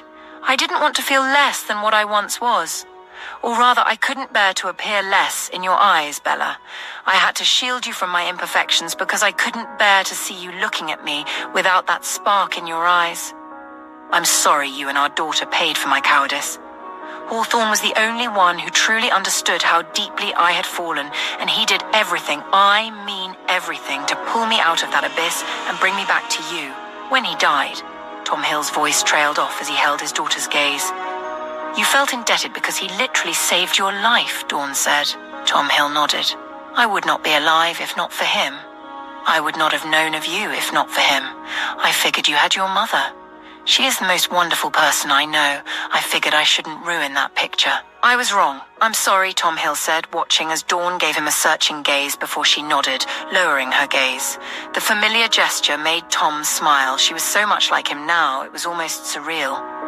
She got up and headed to the exit door, prompting Bella and Tom Hill to follow her. When she opened the door, she stopped at the threshold, turned back and said, Thank you for getting me this gig. It will bring more business for my catering business, Dawn said. Tom Hill nodded with a hesitant smile. I'll be leaving in the morning, she added. I have a business to run. Tom nodded in acknowledgement. Good night, Mum, she said and hugged her mother. Then she turned to leave. Tom felt his heart constrict with pain, but he figured he deserved it. As he started to turn away, Dawn turned in his direction and said, Dad! Tom faced her and she rushed into his arms. Tom Hill went very still for about a minute before he gingerly wrapped his arms around her. He let out a shaky breath. Meanwhile, upstairs, Aria nestled into Nathaniel's embrace, both unclothed beneath the covers, their breaths labored, holding onto each other tightly. Nathaniel tenderly kissed Aria's forehead, his chest rising and falling as he struggled to catch his breath. Don't let go, Aria whispered, her emotions evident in her voice. Never again, my love, he murmured softly. The next day, Aria was awakened by the insistent ringing of her phone. Grumbling, she shifted against Nathan, relishing the warmth of his body against hers, his familiar scent enveloping her senses. Unconsciously, she pressed a kiss to his pectoral, listening to the rhythmic beating of his heart, a habit she had developed to reassure herself of his well-being every morning. Reaching for her phone, she glanced at the caller ID and frowned when she saw who was calling. Dr. Sebastian Rowan. Quickly, she answered the call. Hello, she greeted softly. Good morning. Sorry to be calling so early, Dr. Hawthorne, but I have to ask, did you discharge Mrs. Cavalier or make arrangements for her to be transferred? Dr. Rowan inquired. No, why? Aria replied, sitting up in concern. She's gone, and no one saw her leave, Dr. Rowan informed her. What? Aria exclaimed, shocked by the news. So you were not aware? Dr. Rowan asked again, as if to double-check. No. I told her she wasn't out of the woods yet. What's wrong with that woman? She could open up her stitches and bleed to death, Aria retorted in frustration. What happened, love? Nathaniel asked, sensing her distress. Julia discharged herself, she explained. Nathaniel let out a sigh, sitting up. He gave Aria a pensive gaze. Tell me what happened when you went in to give Julia her test results, he urged. Nothing much. I just showed her the test results. You know she was upset about her pregnancy for obvious reasons. So, I advised her to undergo a DNA test, which she agreed to, Aria replied. What was the DNA result? Nathaniel prompted. Was your attempt to kidnap my boys part of your reaction? That was your last mistake, Nathaniel's voice echoed with authority. Julia's eyelids fluttered open, her heart racing as profound fear surged within her, causing the heart monitor to beep faster.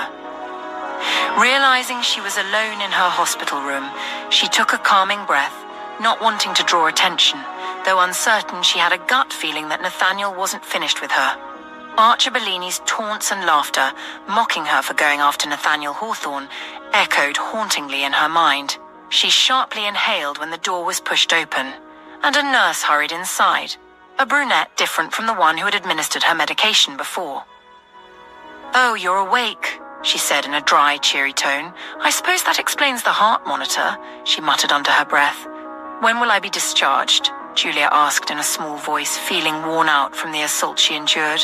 She was certain she looked as battered as she felt, every part of her body aching, her breath hot against her skin, as if she were a literal furnace. She wished she could call Sean and ask him to come home, but the thought of him finding out about Ricky and the pregnancy won't let her.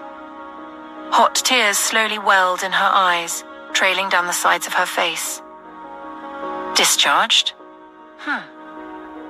I don't know if you were told the extent of your injuries, ma'am, but leaving shouldn't be the top of your list now. You need to relax and let your body heal. You survived a brutal battery. Allow yourself time to heal, the nurse explained as she administered medication through Julia's IV drip. What happened to Ricky? Did he survive the surgery? Julia asked, eager to know if the bastard was dead. You don't need to worry about him, Mrs. Cavalier. Dr. Hawthorne and Dr. Rowan made sure he was transferred after his surgery. I'm sure that was done to keep you safe. And I'm certain the cops got him, such a pig, the nurse said, muttering the last part under her breath. When she finished the injection, she smiled down at Julia. The pitiful stare told her exactly how she looked. I will let the kitchen know you are awake. Please rest and know that you are safe here, the nurse said. Julia didn't bother responding. She could not feel her face anyway. Contrary to what the nurse believed, she was not safe at the hospital. Nathaniel had ignored her request to keep the case away from the cops and had allowed Ricky to be moved despite his men's actions. She may have underestimated Nathaniel's ruthlessness before and his forgiving spirit, but now she understood fully why Archer Bellini and Ricky had laughed at her. Nathaniel Hawthorne was only merciful to those under his protection and mercilessly ruthless to those who threatened his family. She had learned that the hard way, and now she knew she had to think very carefully about her next move. For some reason, the board meeting she had orchestrated to find out about Tom Hill replayed in her head, and she remembered thinking that Aria Everly was able to make Nathaniel pliant because she'd given him children. Her eyes darted in their sockets as she gingerly pressed her hand to her stomach. What if she could use this pregnancy to get out of Ricky's debt and also be part of the Kimura family? What if she could let Ricky know that she was carrying his child and deliberately get pregnant by Sean? She would not have to live a life of mediocrity. She would have Ricky's group of misfits protecting her and the Kimura family's protection. But first she had to get out of the hospital, find a way to clean up the bloody mess at her studio office before taking her next step. But something was clear. She needed to get the hell out of the hospital. With her eyes fixed on the door, envisioning the nurse's uniform in her head, she knew exactly how to pull off her escape. Now the problem was she could barely move without feeling excruciating pain. Remembering that the nurse had just administered medication through her IV drip, she decided to wait and see how she would feel after the drug took effect in her body. Getting out of the hospital wasn't a walk in the park. Every step sent a painful jolt throughout her body, even with the medication. Every step literally brought tears to her eyes. She had no idea if she would have even made it if not for some emergency that occurred at the time. She figured there must have been some kind of terrible accident somewhere, as doctors and nurses rushed in the direction of the emergency to attend to the injured. With the commotion, it was much easier to slip out, but through the fire emergency exit. Flagging down a cab was another torture that went on for about 10 minutes before one finally stopped for her. She gave the driver the address to her studio office and asked him to wait while she got him his money. Luckily, her purse and phone were still where she'd left them. Dropping the medical files she had taken from the hospital on the table, she checked the phone and saw she had several missed calls from Sean. Shit! She cursed under her breath and managed to go and pay the cab driver before locking herself inside. The entire place looked like the scene of a murder. The very thought of cleaning it by herself brought tears to her eyes. Finding a corner to sit, she called Sean back. "Baby?" she said into the phone as he answered. "Julia, what the hell? I've been trying to reach you for hours. What happened to you?" Sean yelled into the phone, the familiar sound of the fashion show, a distinct hum in the background. There was a break-in at my office and Julia began, a plan slowly forming in her head. "What? Are you okay? Are you hurt?" Sean immediately responded. The evident concern in his voice brought tears to her eyes. "Yeah, a little, but it's okay. I was at the hospital but forgot my phone there. I'm sorry I made you worry," Julia said. Did you call the police? Was the bastard caught? Sean retorted with indignation. No, I didn't call the police, but I wounded the pig and now there's blood everywhere, Julia replied, weighing each word. Damn it, are you sure you are okay? Sean asked again. I can come back home if you want me to, honey, Sean added. That made her start to sob. I'm fine, baby, I'm just shaken up a little. No need to rush home. I'm looking forward to our vacation when you return, Julia said. There was a pause and then Sean said, Are you sure, Julia? You aren't keeping anything from me, are you? I'm fine, Sean. No need to worry about me. Just take care of your obligations and come home, Julia said, a tad emotionally. Sean let out a sigh. You know it's safe to tell me you miss me. I wouldn't fall apart, he quipped. Julia chuckled despite herself. I miss you, Sean, and I'm looking forward to you coming home, she replied truthfully. I miss you too, my pet. I promise I'll be all yours in 2 weeks, he said. Good, Julia replied. I'll call you later, get some rest. Do you need help with cleaning up the studio? Sean asked. Julia's lips stretched into a satisfied smile. Yes, please, but tell whoever you want to send to get the spare key under the flower pot at the entrance. I'm going to lock myself in my office and sleep, she said and yawned for effect. Cavalier, we're ready, Julia heard a voice calling out for Sean on his end of the phone. Gotta go, be safe, talk to you later. Love you, Sean replied hurriedly and ended the call. Julia stayed frozen for a moment, the phone held to her ear. Her response to Sean's declaration echoed in her head and she slowly muttered, I love you too. Tears blurred her vision as the realization dawned that she was truly in love with Sean and would do just about anything to make sure she didn't lose him. She would be damned if she let Ricky's evil spawn growing inside her aid in that. When Julia turned 18, immediately following her parents' divorce and her mother's departure from the country to be with her new lover, the necessity of finding employment became glaringly apparent. It appeared as though her parents had swiftly moved forward with their lives, pursuing their own selfish interests without regard for her well-being, leaving her to grapple with the aftermath of her family's dissolution alone. Her father, having reduced her allowance, justified it by claiming he had already paid too much in alimony to her mother, suggesting she seek the remaining funds from her absent mother. However, her mother had already fled the country by that time. Although the money her father was giving her was enough, she knew nothing of how to be prudent. For someone accustomed to the very best, wearing the latest fashion, dining with the cream of society, going on expensive vacations, and throwing yacht parties, it was simply peanuts. Her foray into modeling began after she met Dominic Sterling, the CEO of Aurora Vogue Management, a reputable modeling agency that trained and managed top models. Julia first met him at a party she attended with her mother and was taken aback when the man made subtle sexual advances. Realizing she needed to find other ways to sustain her lifestyle, Dominic Sterling came to mind. She stalked him and used her father's influence to gain access to one of his parties. Dominic Sterling was in his 40s and she was 19. She discovered he liked his lovers to be around her age and thought to use that to her advantage. Watching him play the host, she waited until he went into his study alone, discreetly following him and entering the dimly lit office. Ah, there it is, Dominic Sterling said, bringing out a bottle of an expensive wine from his private collection, displayed on a wooden rack mounted on the side wall. When he turned around, Julia was leaning casually against the closed door. That's Chateau Lafite Rothschild, one of the world's most prestigious and sought-after wines, Julia reminisced, her voice tinged with nostalgia. I'll never forget the time my father treated my mother and me to a wine tasting in the Bordeaux region of France. It was quite an experience. Dominic Sterling's face lit up with delight as he exclaimed, Well, if it isn't the lovely Julia Davies. What can I say?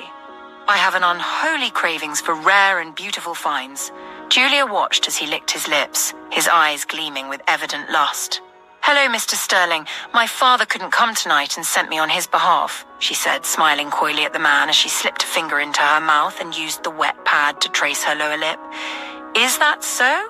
Believe me when I say I would rather have your company than your old man, Dominic remarked with a charming smile as he slowly dropped the wine bottle on his desk and strolled towards her. Julia let out a girlish giggle. He's not going to like to hear that, she replied in a playful tone. You're not going to tell him, right? Beautiful Julia, he rasped. I can be persuaded, Julia replied.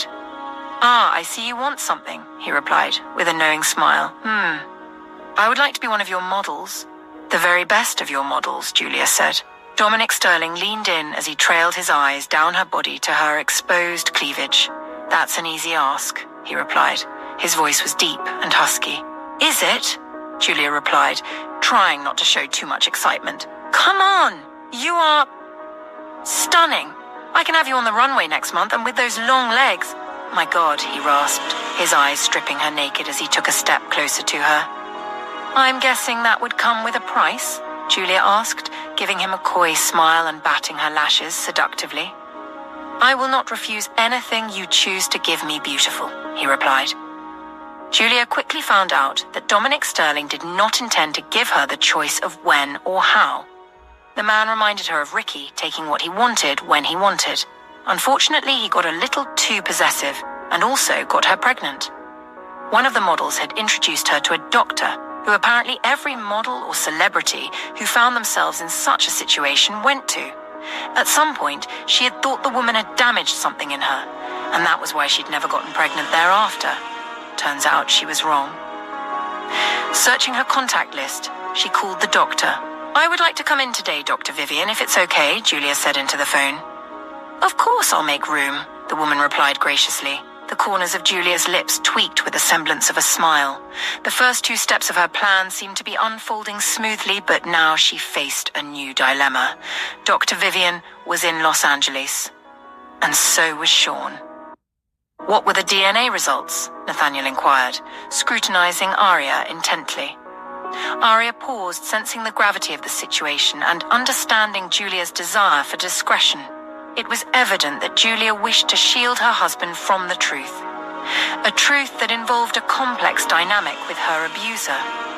Moreover, the abuser had left a permanent reminder of the ordeal, making it incredibly challenging for Julia to move on.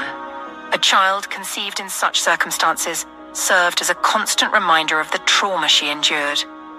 Despite the bleakness of the situation, Aria held on to a glimmer of hope that Julia would find a resolution that didn't involve terminating the pregnancy. Taking a deep breath, Aria finally responded, her voice barely above a whisper. The child is Ricky's, but I promised her I'll keep the results confidential. She met Nathaniel's gaze, her scrutiny mirroring his own. Is Rowan still on the line? Nathaniel inquired, locking eyes with Aria, who nodded in confirmation. Put the phone on speaker mode, he instructed, and Aria complied. Hello, Dr. Rowan, Nathaniel greeted.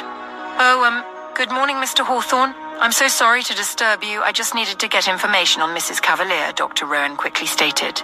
Yes, I know, I heard. So you said nobody saw her leave, Nathaniel inquired. It appears so. We were hit with an influx of emergency patients, and when Nurse Judith, the nurse assigned to her, went to check on her a few minutes ago, we found out she had left. I thought perhaps she was moved, like, The guy from yesterday, Dr. Rowan explained. No, nothing like that. But we've already involved the police, and I'm certain they would come in to ask a few questions. I would appreciate your cooperation, Nathaniel said. Of course, so she is wanted or something, Dr. Rowan probed. I thought you were trying to help her, he added, bemused. We did help her, remember, Doctor? She would have died if my wife hadn't intervened. But she ran away, knowing I would press charges for the crime she committed prior to her assault, Nathaniel replied. Aria furrowed her eyebrows, wondering what crime Nathaniel was referring to. Mrs. Julia Cavalier poses a threat to both me and my family. It's imperative that she be kept away from us, Nathaniel stressed. Wow, that's really impressive to help her despite knowing she was up to no good, Dr. Rowan remarked, his voice slightly lower and tinged with pensiveness as if he were thinking aloud. Thank you, Dr. Rowan. You will hear from us soon, Nathaniel concluded, and ended the call. I don't understand, my love. What did she do? Aria asked, bemused. Nathaniel maintained eye contact, his mind replaying Aria's concern for Julia from the previous day. His gaze softened into a warm smile, reaffirming his admiration for her pure-heartedness.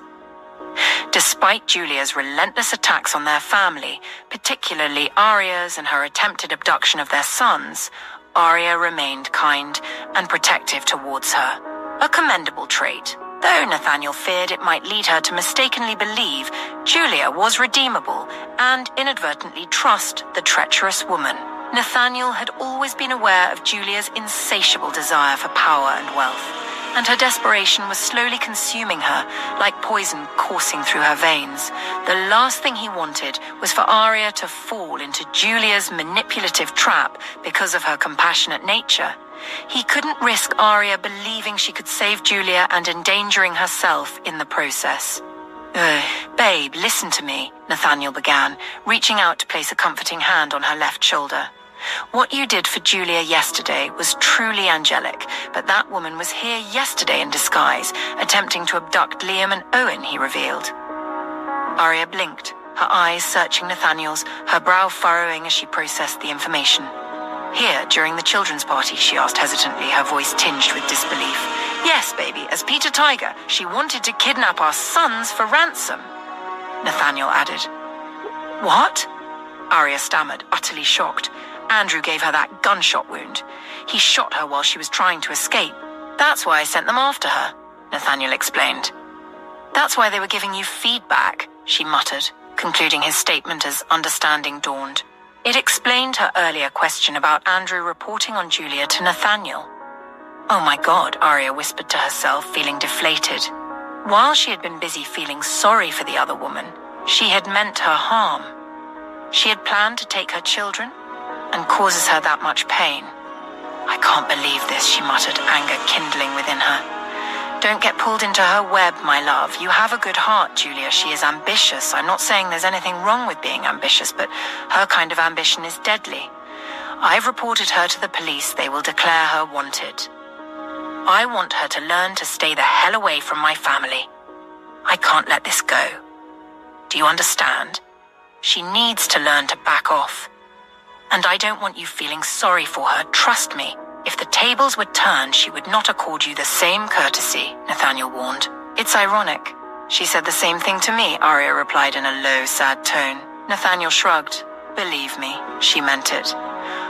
Meanwhile, unaware of the police closing in on her, Julia concluded her flight bookings and decided to head to the airport.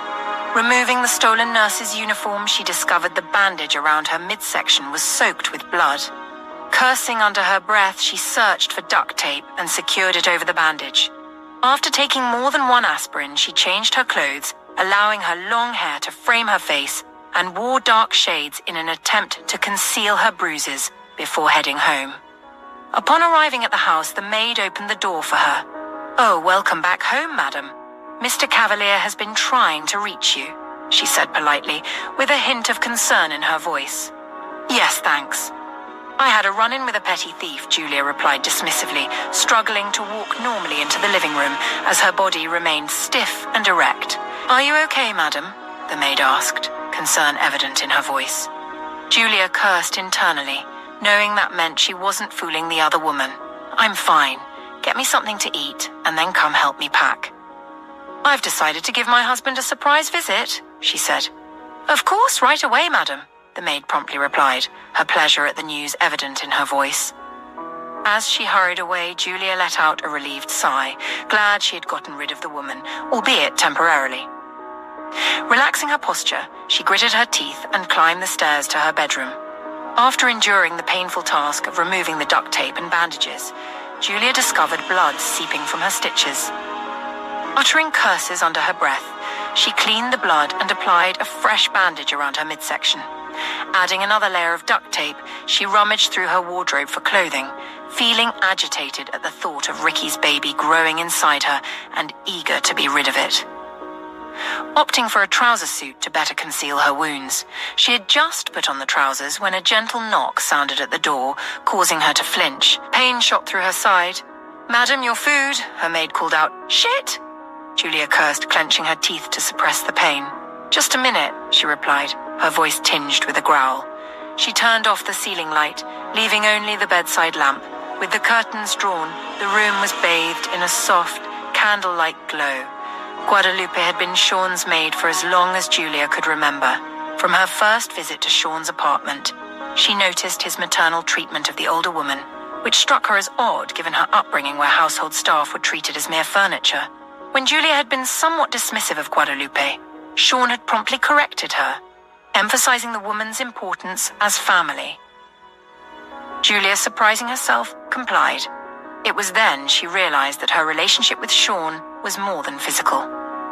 Though she hadn't fully examined her feelings at the time, distracted by her pursuit of Nathaniel.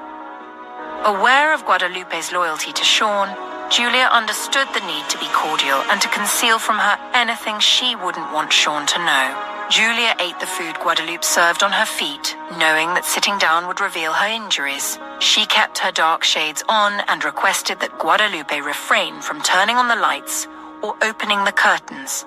The other woman didn't even bother to ask questions or pause at her strange request. She simply replied, "Yes, madam," and proceeded to assist her, leaving Julia to wonder at the peculiar requests the woman must have encountered, given Sean's mention that she'd also served his late mother.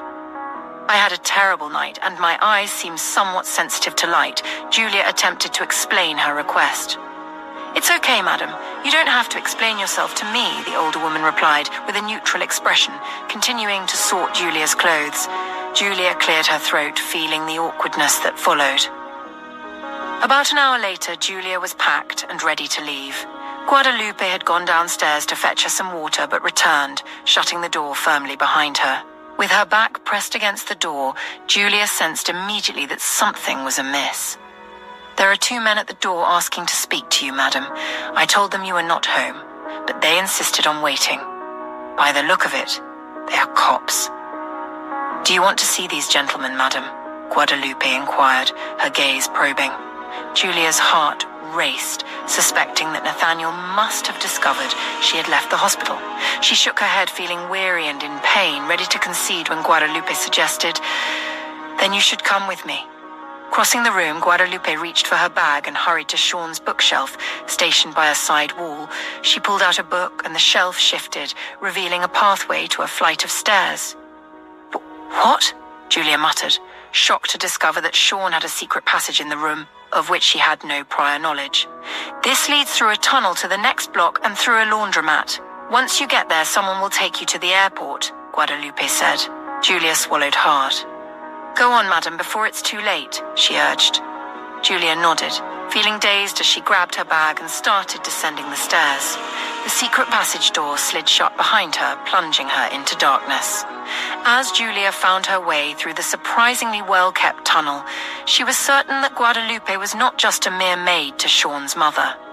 Knowing that Sean must have orchestrated this just in case she needed a getaway brought tears to her eyes. "I was blind," she muttered under her breath.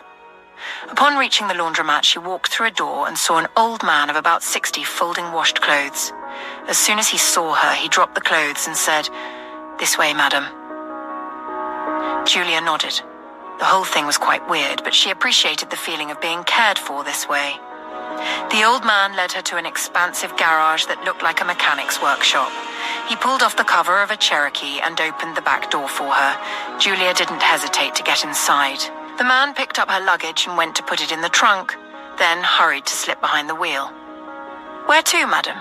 he asked. "Airport," she replied.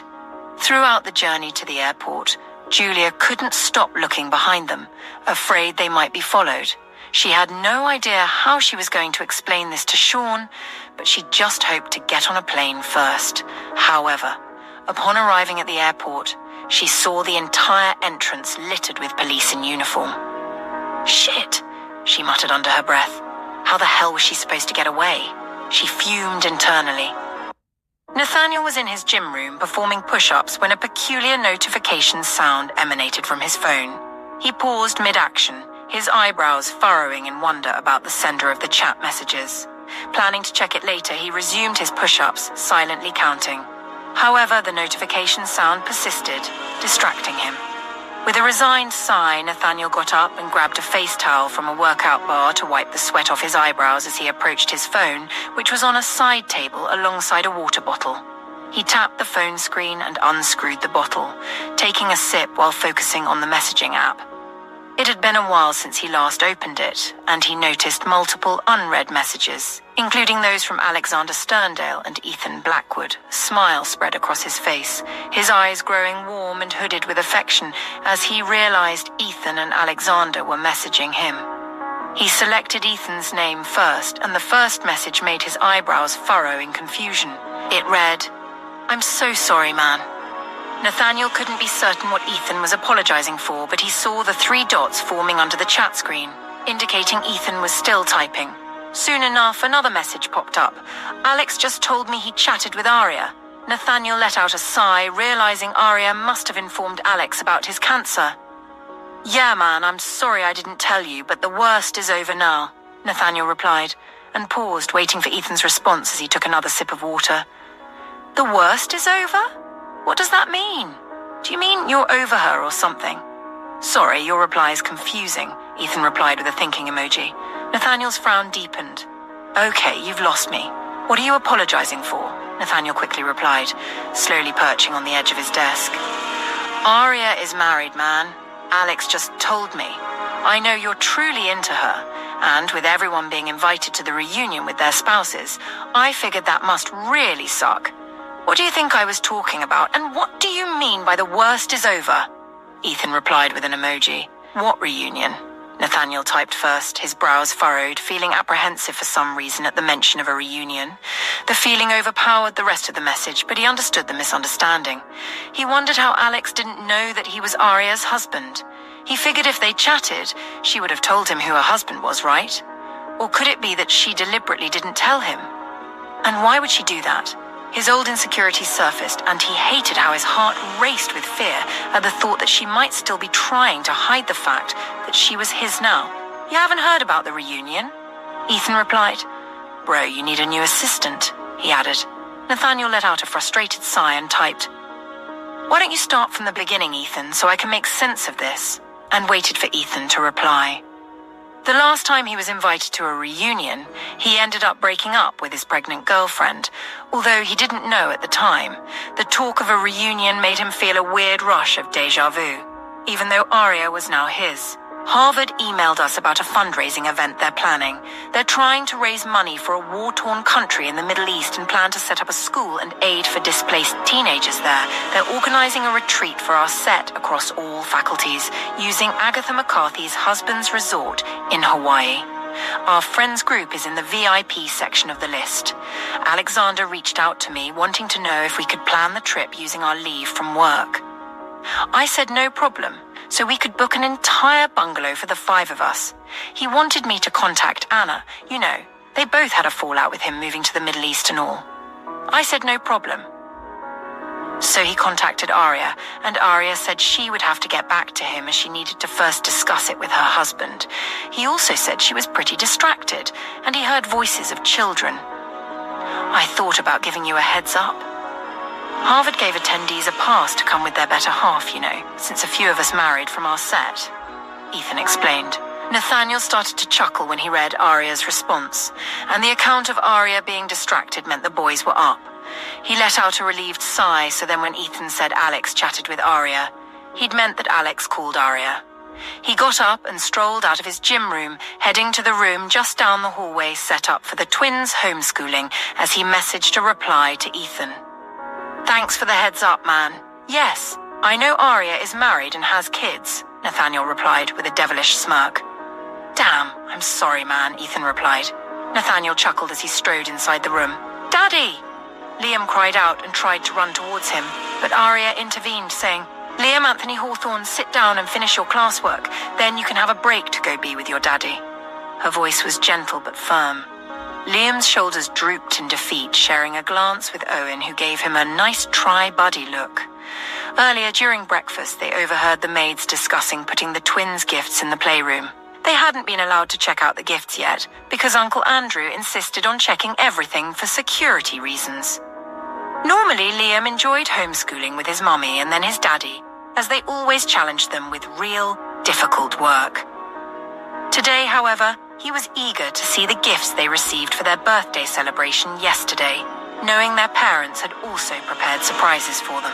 They had tried to convince their mummy to give them the day off, but she refused. When their daddy arrived, Liam hoped he could persuade their mommy to grant them an early break, but it seemed unlikely. He let out a resigned sigh. Nathaniel gave the two a knowing smile. "Finish up your work, and then we can go take a look at your presents." "Uncle Andrew should be done by then," he said, catching the shared glances between his boys. "Yes, Daddy," the two chorused, redirecting their attention to their work. "Babe, a word?"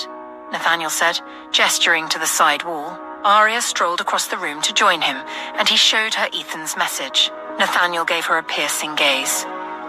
"You told Alex you would have to discuss with your husband," he probed in a low, deep voice. Aria let out a dismayed gasp and facepalmed herself before bursting into fits of giggles. She quickly covered her mouth, taking a glance in the boys' direction. Liam and Owen wanted to skip class and go open their presents. I told them Andrew was taking a look first for security reasons, and they kept pressing me. In the middle of that, Dr. Rowan was sending messages wanting to know if I had decided to come back to work, because he was planning on a trip to Africa. Alex's persistent calls kept interrupting us. I was distracted and forgot they didn't know yet. "I'm so sorry, but Nathan, this is cruel." "You should tell them," she replied. "I should?" Nathaniel repeated, the corners of his lips tweaking into a smile. "Yes, baby," Aria replied in a soft, warm tone. "And the reunion?" "The last time I asked you to a reunion, you broke up with me," Nathaniel said, resting his shoulder against the side wall and slipping his hands into the pockets of his trousers, causing his shirt to stretch and outline his impressive pectorals. With his wet hair slicked back, he presented quite a sexy picture that momentarily distracted Aria. Nathaniel observed her lazily, trailing her eyes over him, feeling his body respond to her gaze. When he spoke again, his voice sounded huskier, acutely aware that their sons were in the room with them. "Ariana," he called softly. Aria blinked, meeting and holding his gaze. Nathaniel couldn't resist moving closer to her until her tummy was pressing against his front. Aria swallowed softly, giving him a searching gaze. "I don't remember that," she whispered. "You don't?" Nathaniel replied with a smile, raising his right hand to tuck back a lock of hair behind her ear.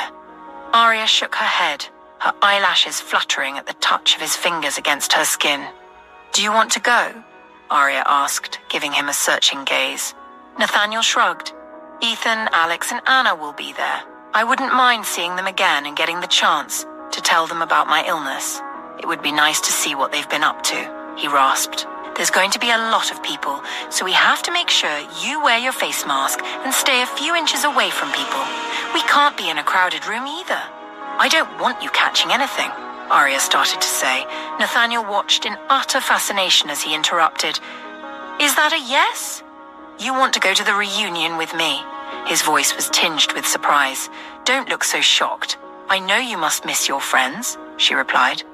"I thought they were our friends," Nathaniel replied with a smirk, his heart swelling with emotions at the obvious evidence that she was more concerned about his health now than the fact that she would be facing people they both knew as a couple.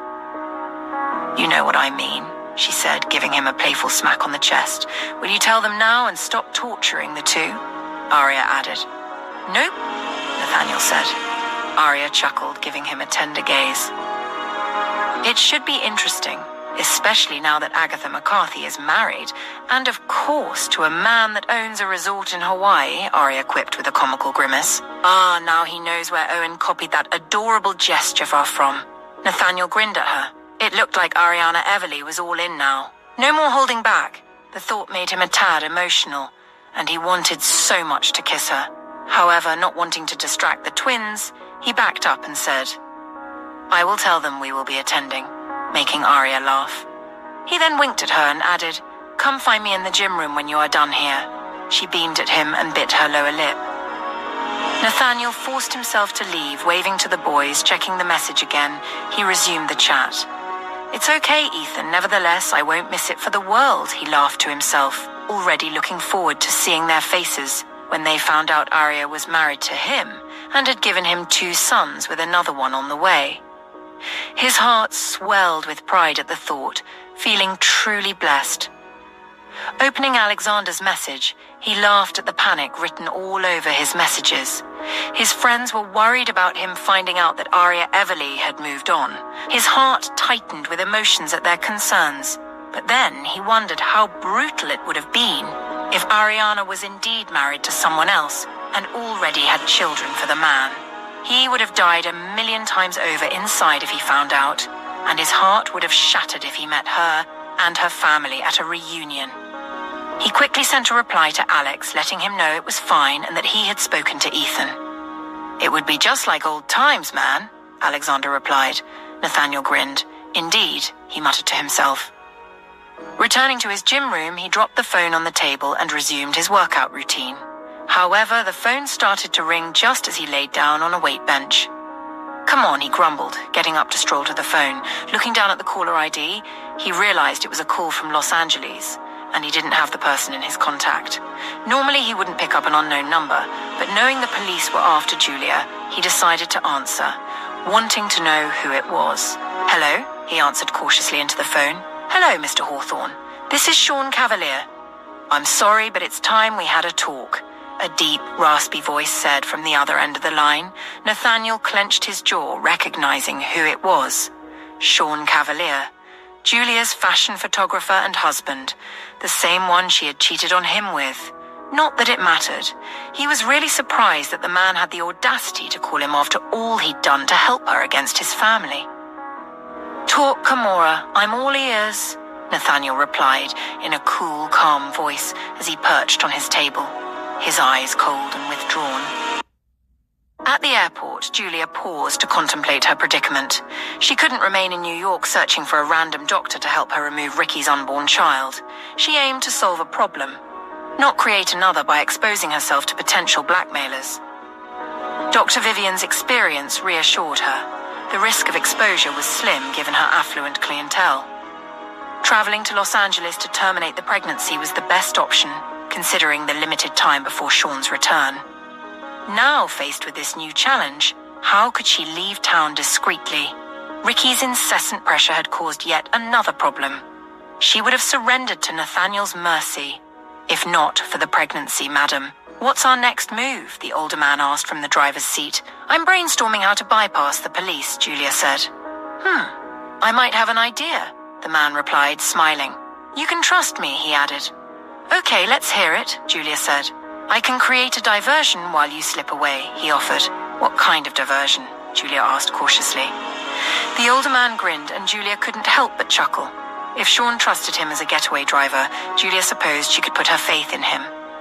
"Let's do it," Julia replied. "Very well, madam," he said, driving past the airport entrance to park the car about 100 meters away.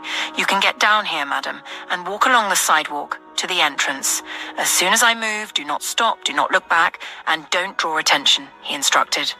Julia nodded and quickly disembarked. She hurried to the sidewalk, the oversized dark sunshade hiding her face, and with her hair parted in the center framing her face, she was able to conceal her bruises. She wore a large coat over her trouser suit and carried her bag, walking with confidence as the old man had instructed. Her heart lunged hard against the wall of her chest when the loud screech of car tires resounded in the air as the car drove past the airport entrance, drawing attention. Then her heart almost stopped when gunshots echoed as the old man fired shots at the policeman, aiming for no one in particular. The police scrambled to take cover. Julia thought the old man would then drive away, but he stopped and got out, yelling, "The end is near. We are all going to die. Die, I say, die, ha ha ha," the man yelled loudly, bursting into maniacal laughter. The police rushed him just as Julia strolled inside, her heart racing. She walked confidently to the airline counter to check in, her heart racing with every ticking of the mental clock in her head. As the lady across the counter checked her in, she let out a sigh of relief when she received her passport and boarding pass. Then she proceeded to security screening before heading to the departure gate. She breathed a sigh of relief when passengers were asked to start boarding the plane, and since she booked first class, she was one of the first people to start to mill on board. She was almost at the plane entrance when a male voice called out from behind her, "Mrs. Julia Cavalier, 1 second, please." The voice was authoritative and firm. Julia froze, her heart racing as she slowly turned around. With her wound, she couldn't even attempt to run, and besides, there was nowhere to go. On the jet bridge, it was like being caught between a rock and a hard place. She decided to play it cool. Perhaps she could still get out of this. Two men in plain clothes approached her, both tall and sturdy, with dark, menacing faces. Their dark hair was cut low to their scalps, and the gleam of irritation in their eyes made Julia's hope of talking herself out of the situation waver. They immediately flanked her upon reaching her side, and one took hold of her handbag. "You need to come with us, madam," one said. "Come with you to where? For what?" Julia managed to ask in a cool, curious tone. "We're trying not to embarrass you, madam, out of courtesy," the other replied. "You are under arrest, Mrs. Cavalier, for trespassing on the Hawthornes' estate and attempted kidnapping of Liam and Owen Hawthorne. You have the right to remain silent. Whatever you say can and will be used against you in a court of law." The other man recited her rights. "So then, Mrs. Cavalier, shall we do this the easy way or the hard way?" the first one added, bringing out handcuffs. "No need for that," Julia replied in a low, firm voice. With her chin up and her back straight, she walked between the two officers, retracing their steps out of the airport. "Nice distraction, by the way," one of the officers said as they made her enter the back of a police car. Julia glowered at him before looking away. "Asshole," she muttered under her breath. Upon arriving at the police station, Julia was swiftly taken through the booking process. Her personal information was recorded, and she was instructed to remove any belongings, including jewelry and accessories. Next, they took her fingerprints, which she submitted to without protest, her resolve unbroken. As the camera flashed for her mugshot, Julia maintained her composure, her expression stoic despite the turmoil within. When the officers attempted to interview her about the charges, she calmly requested to speak with her lawyer. "I may be blonde, but I'm far from stupid. I'm not saying anything without my lawyer and Nathaniel Hawthorne," she demanded. After hours of keeping her in the interrogation room, the officers, realizing they wouldn't glean anything from her, begrudgingly escorted her to an empty cell. Despite her circumstances, Julia was relieved to finally have the chance to lie down. Her painkillers had worn off, and she was in excruciating pain, but she resolved not to beg or disclose her injury. She resigned herself to suffering in silence. The bed she lay on was hard and uncomfortable, but she was just grateful to finally stop moving and shut her eyes. She couldn't quite tell when she dozed off and woke up to the sound of the cell gate opening as another female detainee was ushered inside. She was feeling feverish now as her eyes fluttered open and shut again. She saw the police that brought in the new detainee lock the cell gate and walked away. She didn't bother to take a look at the newcomer.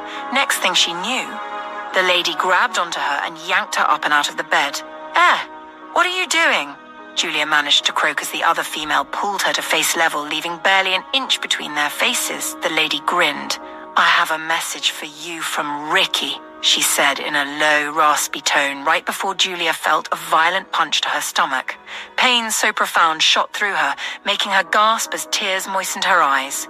Her head began to pound with a violent headache as the lady landed another punch to her stomach, again and again, until blood started to spill from her mouth. Julia lost the strength in her legs, but the lady held her up, not letting her fall to the ground. She then drew her up as if she were a rag doll and whispered close to Julia's ear. "He promised to even the score when he sees you again. It's a pity I was asked not to kill you. Rich, entitled brats like you make me sick," the lady growled with malice as she punched Julia again in the stomach. When Julia felt the unmistakable warm feeling of blood streaming down her side and between her legs, she started to laugh, a choking, pitiful sound, taking the lady by surprise. "You think it's funny?" she growled through gritted teeth, still keeping her voice very low as she continued to torture her. She hit Julia again and again for good measure. "Do you still think it's funny?" "Huh, bitch?" she asked coldly, smirking.